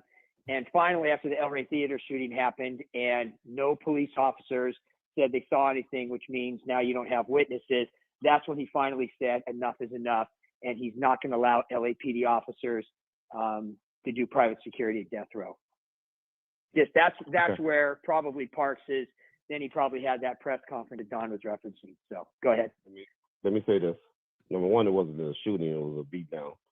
It wasn't a beatdown, yeah, of the gang member. Yeah. But number two, Death Row. You see how effortlessly and with no empathy he said it. First of all, it wasn't a shooting; it was a beatdown. A beatdown. They stomped that dude so bad and beat that dude so bad in El Rey Theater. I'm gonna show y'all a video of El Rey Theater so y'all know how big that is, right? Just to have that type of venue and to publicly beat a man so bad, the coroner cannot determine what the actual cause of death was. That's how badly it was a beatdown. Just no empathy, cold-hearted, evil piece of shit. What a dirty rat pig. Let's go. At that location, it was a private security. It was the El Rey security was the one working for there. And those were, if any LAPD officers was working there, they were working for the security company that had a security contract at the El Rey Theater. Correct. You're correct, but let me stop you for a second.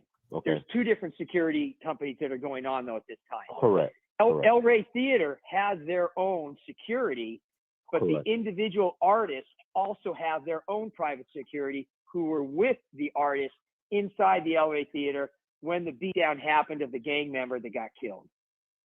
And the Death Row artists that have security there all worked for Right Way at that time, and that was some Compton police officers.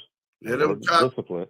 We came and met with the black officer from the Wilshire Division. That guy in his answers. Get his name. After it all happened, we reported it. I had a strap on walls and the Chico that we were there, and because we had also had the order where we wasn't supposed to be working there, but I had like 4 guys there. I was working with artists, and they were all Compton cops. There were no LAPD cops even there working for me at the time. Code 4 was a private security company that was owned by a guy named Tom Lee. That was one of the security companies that ran the door of the location. But inside the location, a private security company that had a contract with the El Rey Theater, and I don't know where any of the officers work for or work at.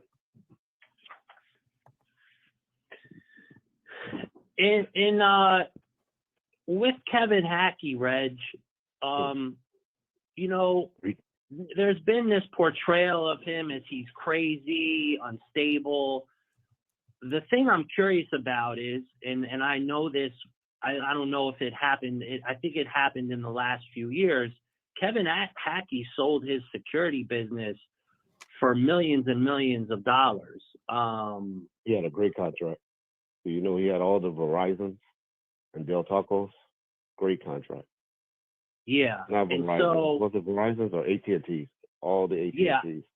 I mean, I heard in upwards of even close to $10 million, or it was a really large number that he sold his security firm for. Mm-hmm. My question is what's your analysis of Kevin Hackey? Is he crazy? He's not crazy? A guy who runs a business like that, I would think, would have to have a little bit of head on his shoulders, right? Yeah. I have no problem. I don't know if you know, Kevin and I have been in communications. Kevin has since apologized to me for all the statements. Kevin Hackey, when I was incarcerated, probably put over $1,500 on my book at a time period, just to say, hey, here's $300. Hope you're doing okay. Here's $300. Hope everything going okay. Now, he wants for all of this to go away, mainly because Kevin Hackey did a lot of lying.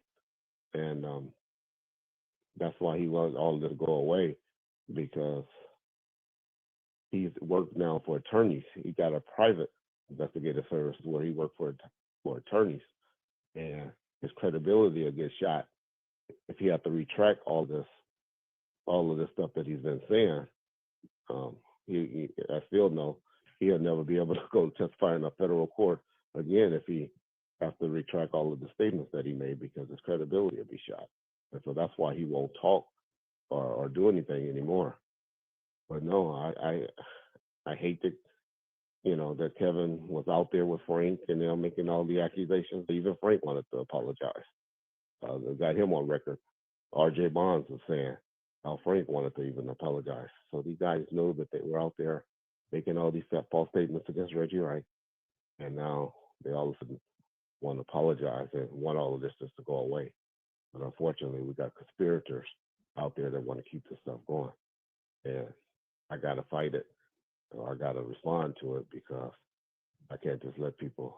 I mean, I sat back and didn't say anything for 10 to 15 years.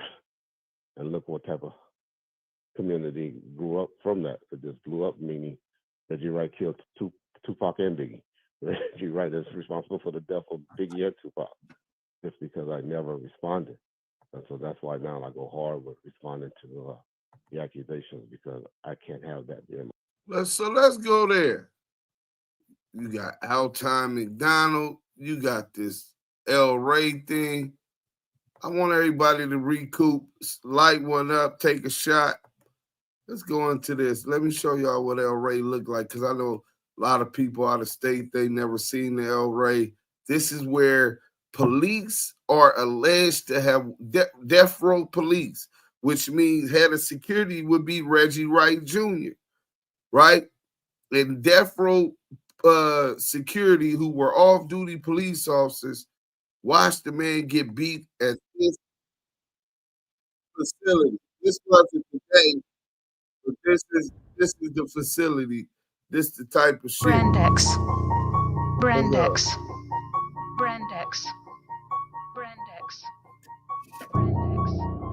No matter how smart you are, you need a team of great people, and be able to help, build an organization that can eventually just, build itself, because you need great people around you. Somewhere I read of the freedom of speech.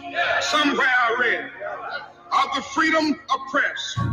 Somewhere I read that the greatness of America is the right to protest far right.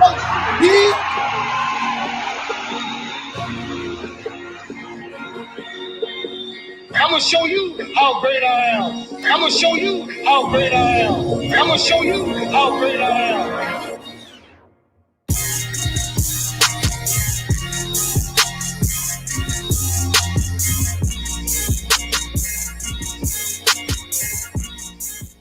What up, guys? It's your boy Nick Purdue, aka Mr. I Bring the Fun, and we're here at the El Rey tonight for the first ever Brandex Live event. This concert is gonna be bananas, and you got an all-access pass rocking with me. I'm gonna get interviews from some of the people performing tonight. We got Eric Bellinger, Jasmine Sisters, Mucho De Niro on the OGE crew. You also got Name Brand, and of course, BB O'Hare.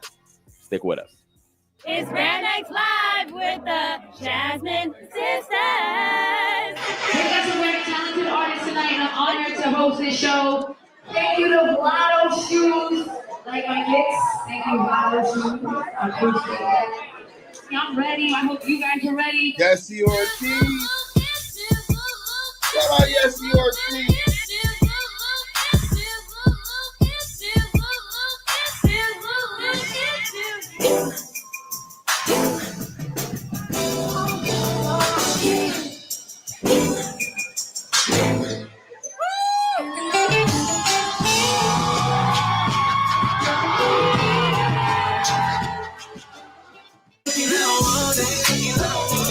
looking all on they looking all on that girl.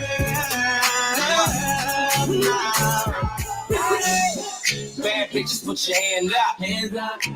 I need to see you. Don't I put you in the low? Don't I make you in the low? I think these bitches tryna set me up. Maybe I'm the third one. Early in the morning, niggas know I'm in my zone in. I'm about to go to work, get up to something. Say again. I pulled up with all of this money, I'm like, hold up. Little nigga, these all honey, little nigga. Pimp gang bang on the left side, yeah, I know these pussy ass niggas don't want it. Yeah.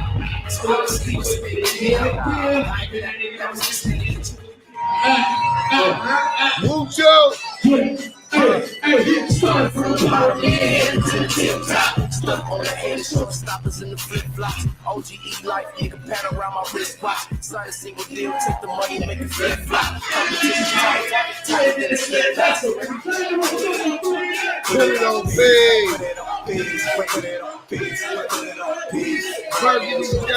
Burgundy Street.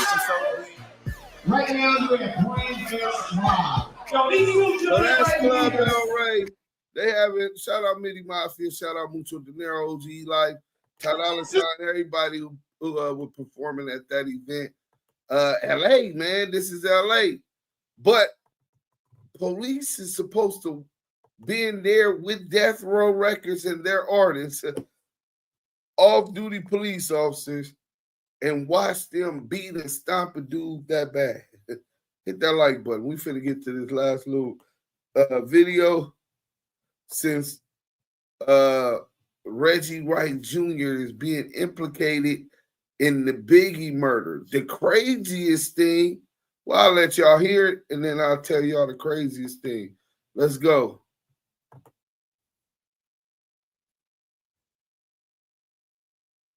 And then in 2000, Compton PD, that had been around since 1888, ends up getting shut down completely and absorbed into the Compton Sheriff's Department, or no, Los Angeles County Sheriff's Department. Correct.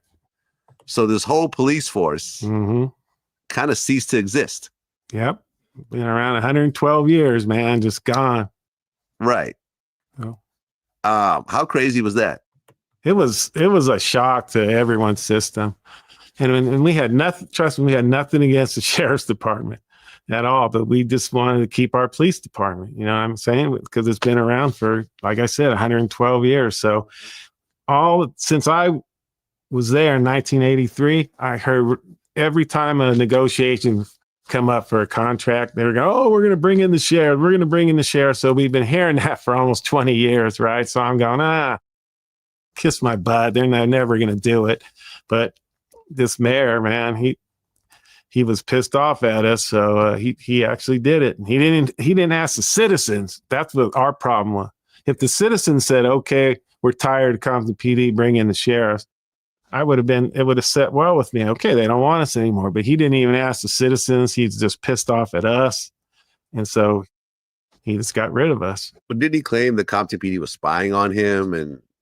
Yeah, a bunch of craziness. A whole bunch of craziness went on. I can't. That's a whole story in itself. Reggie went on, man. But he was corrupt, and he wanted to bring his corruptness into our police department. And he got rid of our chief and our captains who've been around for 30 years. They were good guys, man. And he got rid of them all one day, and he wanted to bring in his cronies.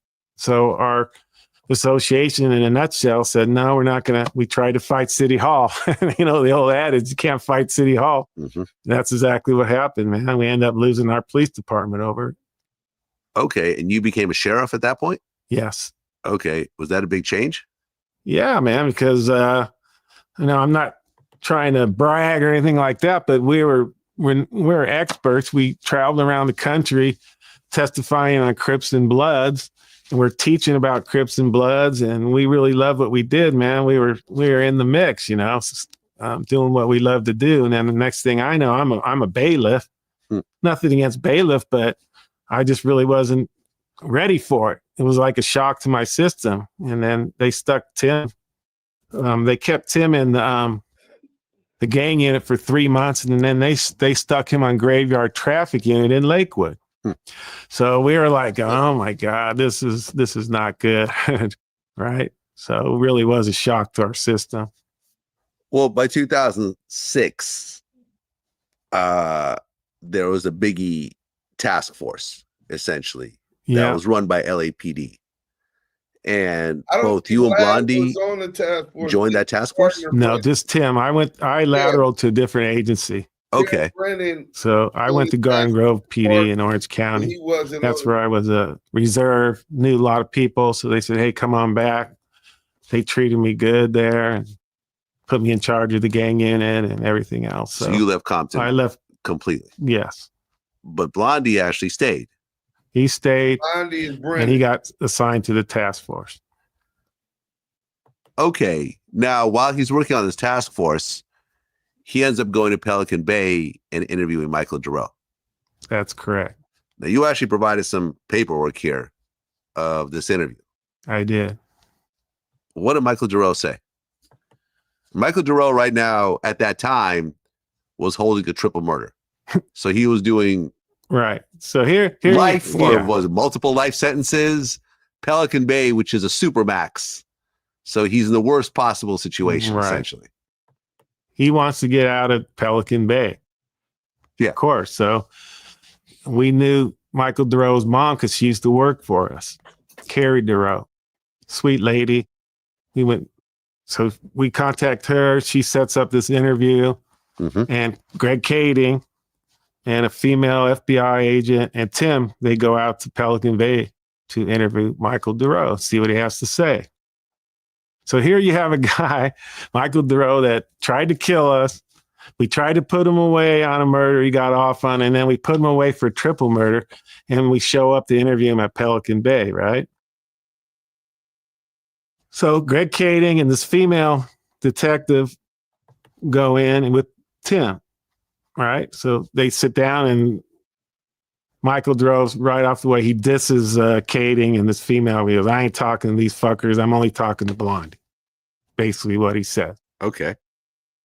So Kading and the FBI agents had to go sit out in the little waiting room there with their tails between their legs for like about an hour, right? So they weren't real happy about that. Meanwhile, Timmy interviews Michael Duro, and he tells him, I gave you a 3-page report. Yeah.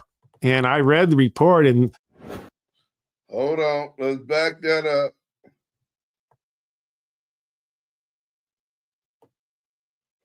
As this was going on, Davis needed a way. Reggie Wright Jr. on behalf of Suge Knight, Southside Crip, Kevin Styles Wright. After the murder, Wright paid Davis in kilograms and gave Anderson and D. Smith some of the stuff. Niggas was pointing the finger at pork butt the whole time. Let's go. I gave you a 3-page report. Yeah. And I read the report, and the stuff that he tells him is the truth, because I was there for most of it, because it happened when I was there at Compton, right? So to say that Kading said statement on a different show or whatever, that he just lied to Blondie's face, which wasn't true, because after this report, they went back a second time 3 months later. This one happened in July. They went back to another prison to re-interview him because Tim's tape didn't work too good. So we went back with the guy, not Kading, but Brian Tyndall, and they re-interviewed him, and I gave a report for that. Well, they're in these statements, which I don't want to talk about because it's an open murder, but he implicates people from Death Row Records being involved in Biggie's murder, along with Southside Crips. Now, if you want to put it up, post it, that's on you, but I'm not going to say it because I don't talk about really open murders. But he really has a lot to say about Southside Crips being involved in Biggie's murder, along with Death Row together. Well, right. So what I'm saying is that you have a triple murder suspect, Michael Duro, he's not going to be someone that you're going to bring to court to testify. You know what I'm saying? He's not, his credibility is not going to be there. But you want this guy in your back pocket, okay? Because I've interviewed hundreds of informants. That's all I did my whole career is talk to informants. And these guys are savory characters. They're gangsters. They're dope dealers. They're not going to tell you how. 3/4 of what they tell you is not going to be the truth, but it's that one part that they tell you the truth. It's my job to go out and investigate it and see if he's telling the truth or not. You know what I'm saying? So just to kiss him off and say, hey, he lied to us, so we're not going to use him. We're not going to help him because he lied to us one time. It's just not good police work. And that's what they did here. That's what Kading did. Here's a guy, they could have helped him out, got him out of Pelican Bay, put him in a different prison and kept him on the side, man. You can always go back to this guy and see if he's telling the truth, get information from him. It's your job as an investigator to take what he gives you and investigate it to see if it's true or not. So just to say that he lied and that's it, I don't agree with what he did. Well, in this paperwork, Michael DeRoe actually implicates Reggie Wright Jr. Well, not to say it's true or not, but Reggie Wright Jr.'s name is actually in this paperwork. I'm not going to say anything about, if you want to post it, that's on you, but okay. I'm not going to say anything about that. I gave you the paperwork, so what you do with it is on you, but I don't talk about the open murders, and I don't want to implicate anybody without, just cause. Uh-oh. There it go. That nigga Vlad a cold nigga. Top of the day, Lil Reg. I ain't never spoke your name, and I did get a visit twice at Pelican Bay. The last visit, they brought my mama thinking I would tell him something. If this was said, like I know, it would definitely have been recorded, especially details like this. He put that out there because they saying that the first recording tape didn't work good. Remember, you know that me and you ain't never had a meeting at a table together. Now all of a sudden, Blondie has passed away, and this is said. Very funny, rest in peace, Blondie. But I, Michael DeRoe, ain't never gave information on this. All these details, and you mean to tell me that this is just coming out? And look at the names they saying. Some of them died in 1993. How was they involved in this? We didn't meet Puffy and Biggie until 95. Facts. Amid the war in the set, had absolutely nothing to do with Death Row and Bad Boy, but people trying to make things what they want them to be. I don't do interviews, but I would tell the world, Lil Reggie ain't never had a meeting with us. That sound dumb. We have a meeting with you to hit Biggie. Oh, so many conspiracy theories. Everybody dead and a few who's left just talking to get spotlight. Why Keith ain't never said you gave us a $500,000 payout? He would have been said that. So this was a letter that Michael DeRoe wrote to Reggie Wright Jr., but he also implicated Reggie Wright Jr., if you're to believe Vlad. Now, the reason I played that, because we're finna end it, it's already been going on 2 hours.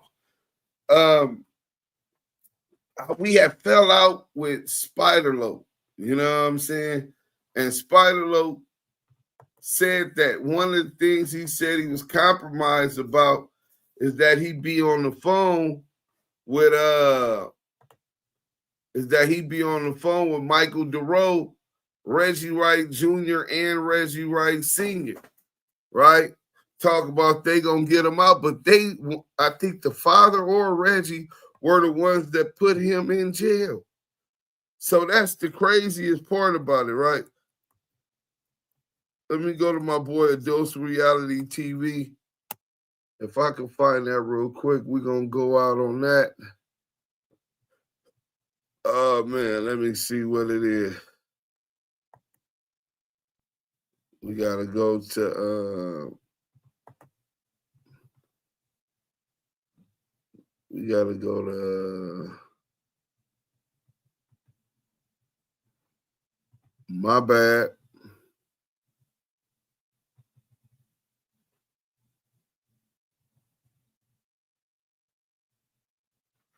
Oh yeah, here we go.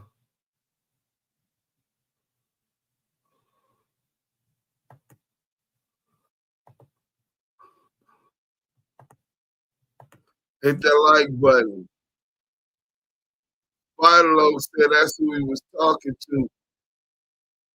And this the same nigga that implicated Reggie in the body of, well, at least one of the people. You know, what's more than that believe he has something to do with that. Let's go. Yeah, we gonna go out after that. Hit the like button before it's over. Previously on Confidential Informant Part 2.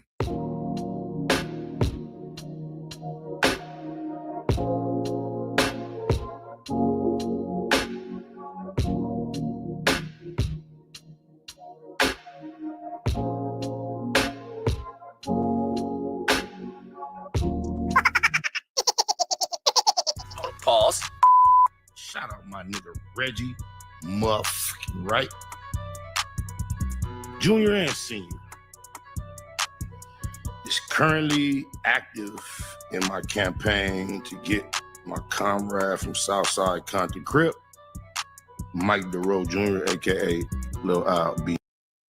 So shout out Reggie Wright Jr. and Senior. We conversate to get my nigga from Southside Compton Crip out, Michael DeRoe. Hey, listen, man. This shit is weird, bro.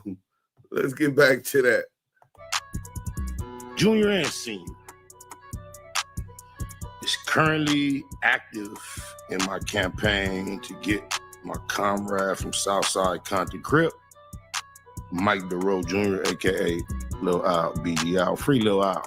Shout out to Big Reggie Records. Now, let me tell y'all something. Remember that. Remember it. Write it down. Take a picture. I don't give a fuck. He didn't online. He did some bullshit publicly. Nigga. And then we got over here, whatever, but you know me, it's whatever. You was that, it was that. Down the line, got into it with Reggie. Reggie called me like, well, I got some D-Nerd on him. I plugged him with a homegirl that has a rape allegation against the homie, and he did a whole interview with the homegirl. I don't give a fuck. Mind you, I am the epitome of a smutless keyway. He just don't get it, man. So I got some phone calls. I was on the phone with a lot of homies, man, and you know, he ain't from the hood, man. You know, I don't know why he trying to, you know, play victim and all that, but you know, I told a nigga like this, man.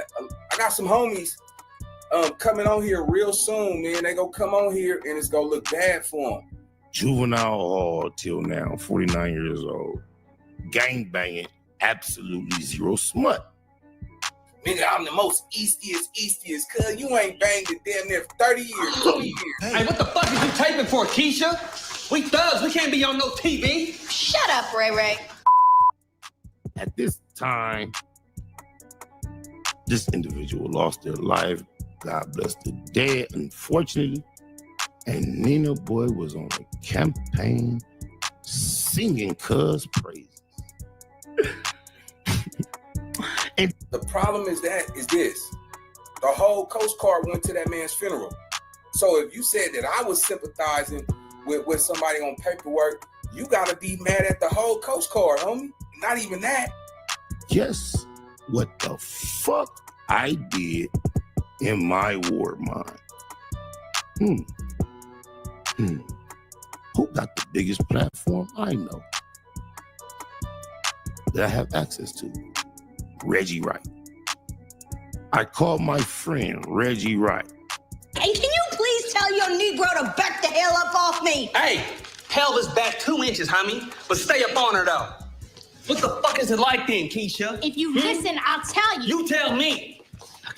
Who didn't hear me a couple weeks ago when I said I don't give a fuck about what Nan Damu got to say about Keyway business.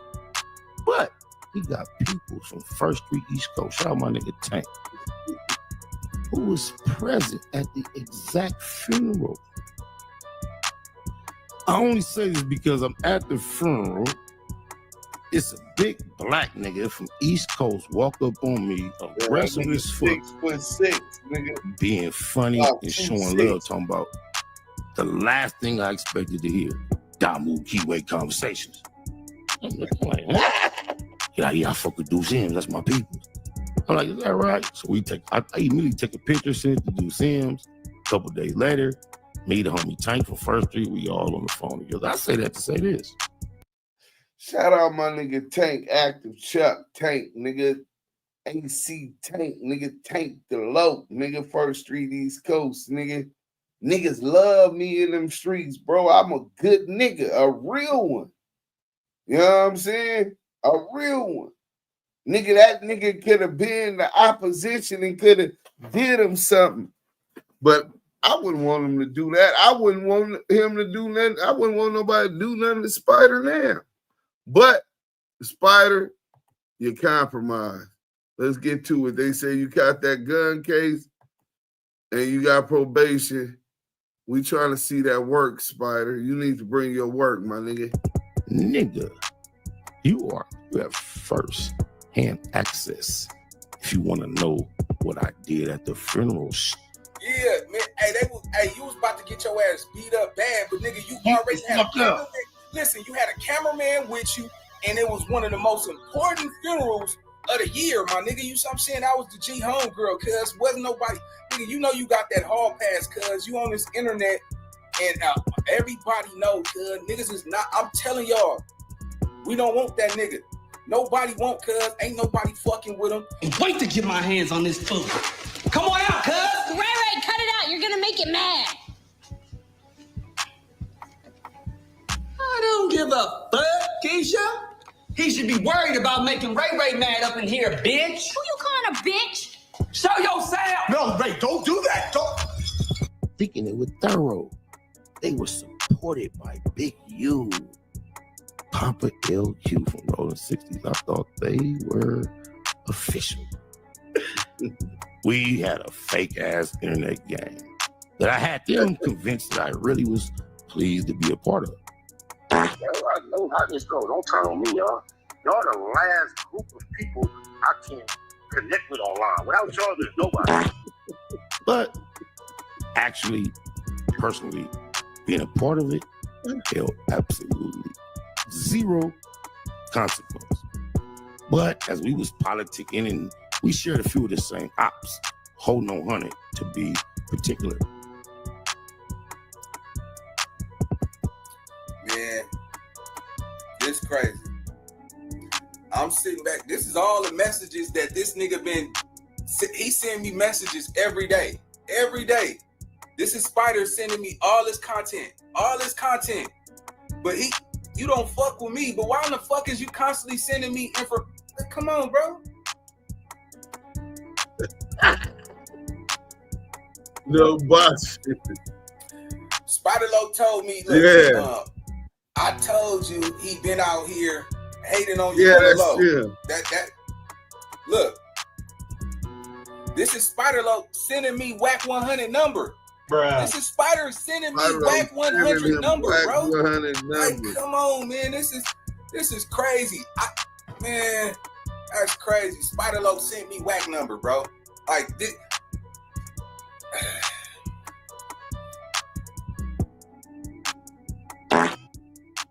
CS too bad. I talked to dog. Y'all look at Reggie. Oh no, that might have been loose coochie ass. He's one of my peers in this content creator space and a long life friend for 25 years. I don't give a fuck. Coming soon to a dose of reality TV. Ever since you've been on the internet, you have threatened people, disrespected people and their loved ones, disrespecting the dead, blackmailing people in the open. Cash Jones, or should I say CS Tupac, your actions have consequences. I want to play a game.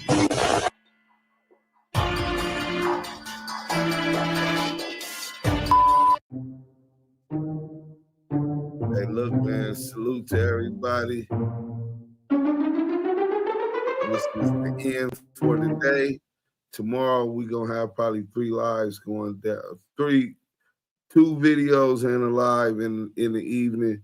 Stay tuned, turn on your notifications. Thank everybody for tapping in. This is, you know what? I ain't even gonna say it. I'm gonna let the bros say it. You know what I'm saying? Let me go ahead and let the bros say it. You know what I'm saying? Y'all been with the Double Keyway conversation. Hold on, let me get up in here real quick. We started with Big U voice. We gonna leave with Big U voice. The brother was heavy on my head today, man. Just realizing how they tricked my nigga up off of the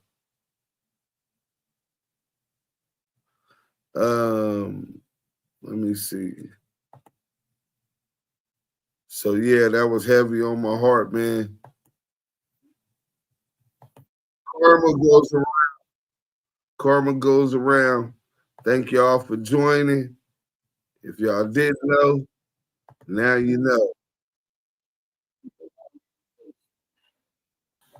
We're going to go on Diamond Keyway Conversation. I'm going to do an interview on Diamond Keyway Conversation. We're going to go on Diamond Keyway Conversation. I'm going to do an interview on Diamond Keyway Conversation. We're going to go on Diamond Keyway Conversation. I'm going to do an interview on Diamond Keyway Conversation. Tell them one more time. We're going to go on Diamond Keyway Conversation. I'm going to do an interview on Diamond Keyway Conversation. That's a fact. Salute to the bro, man. Free Big U. Y'all stay dangerous out there, man. It's crazy out here. We out.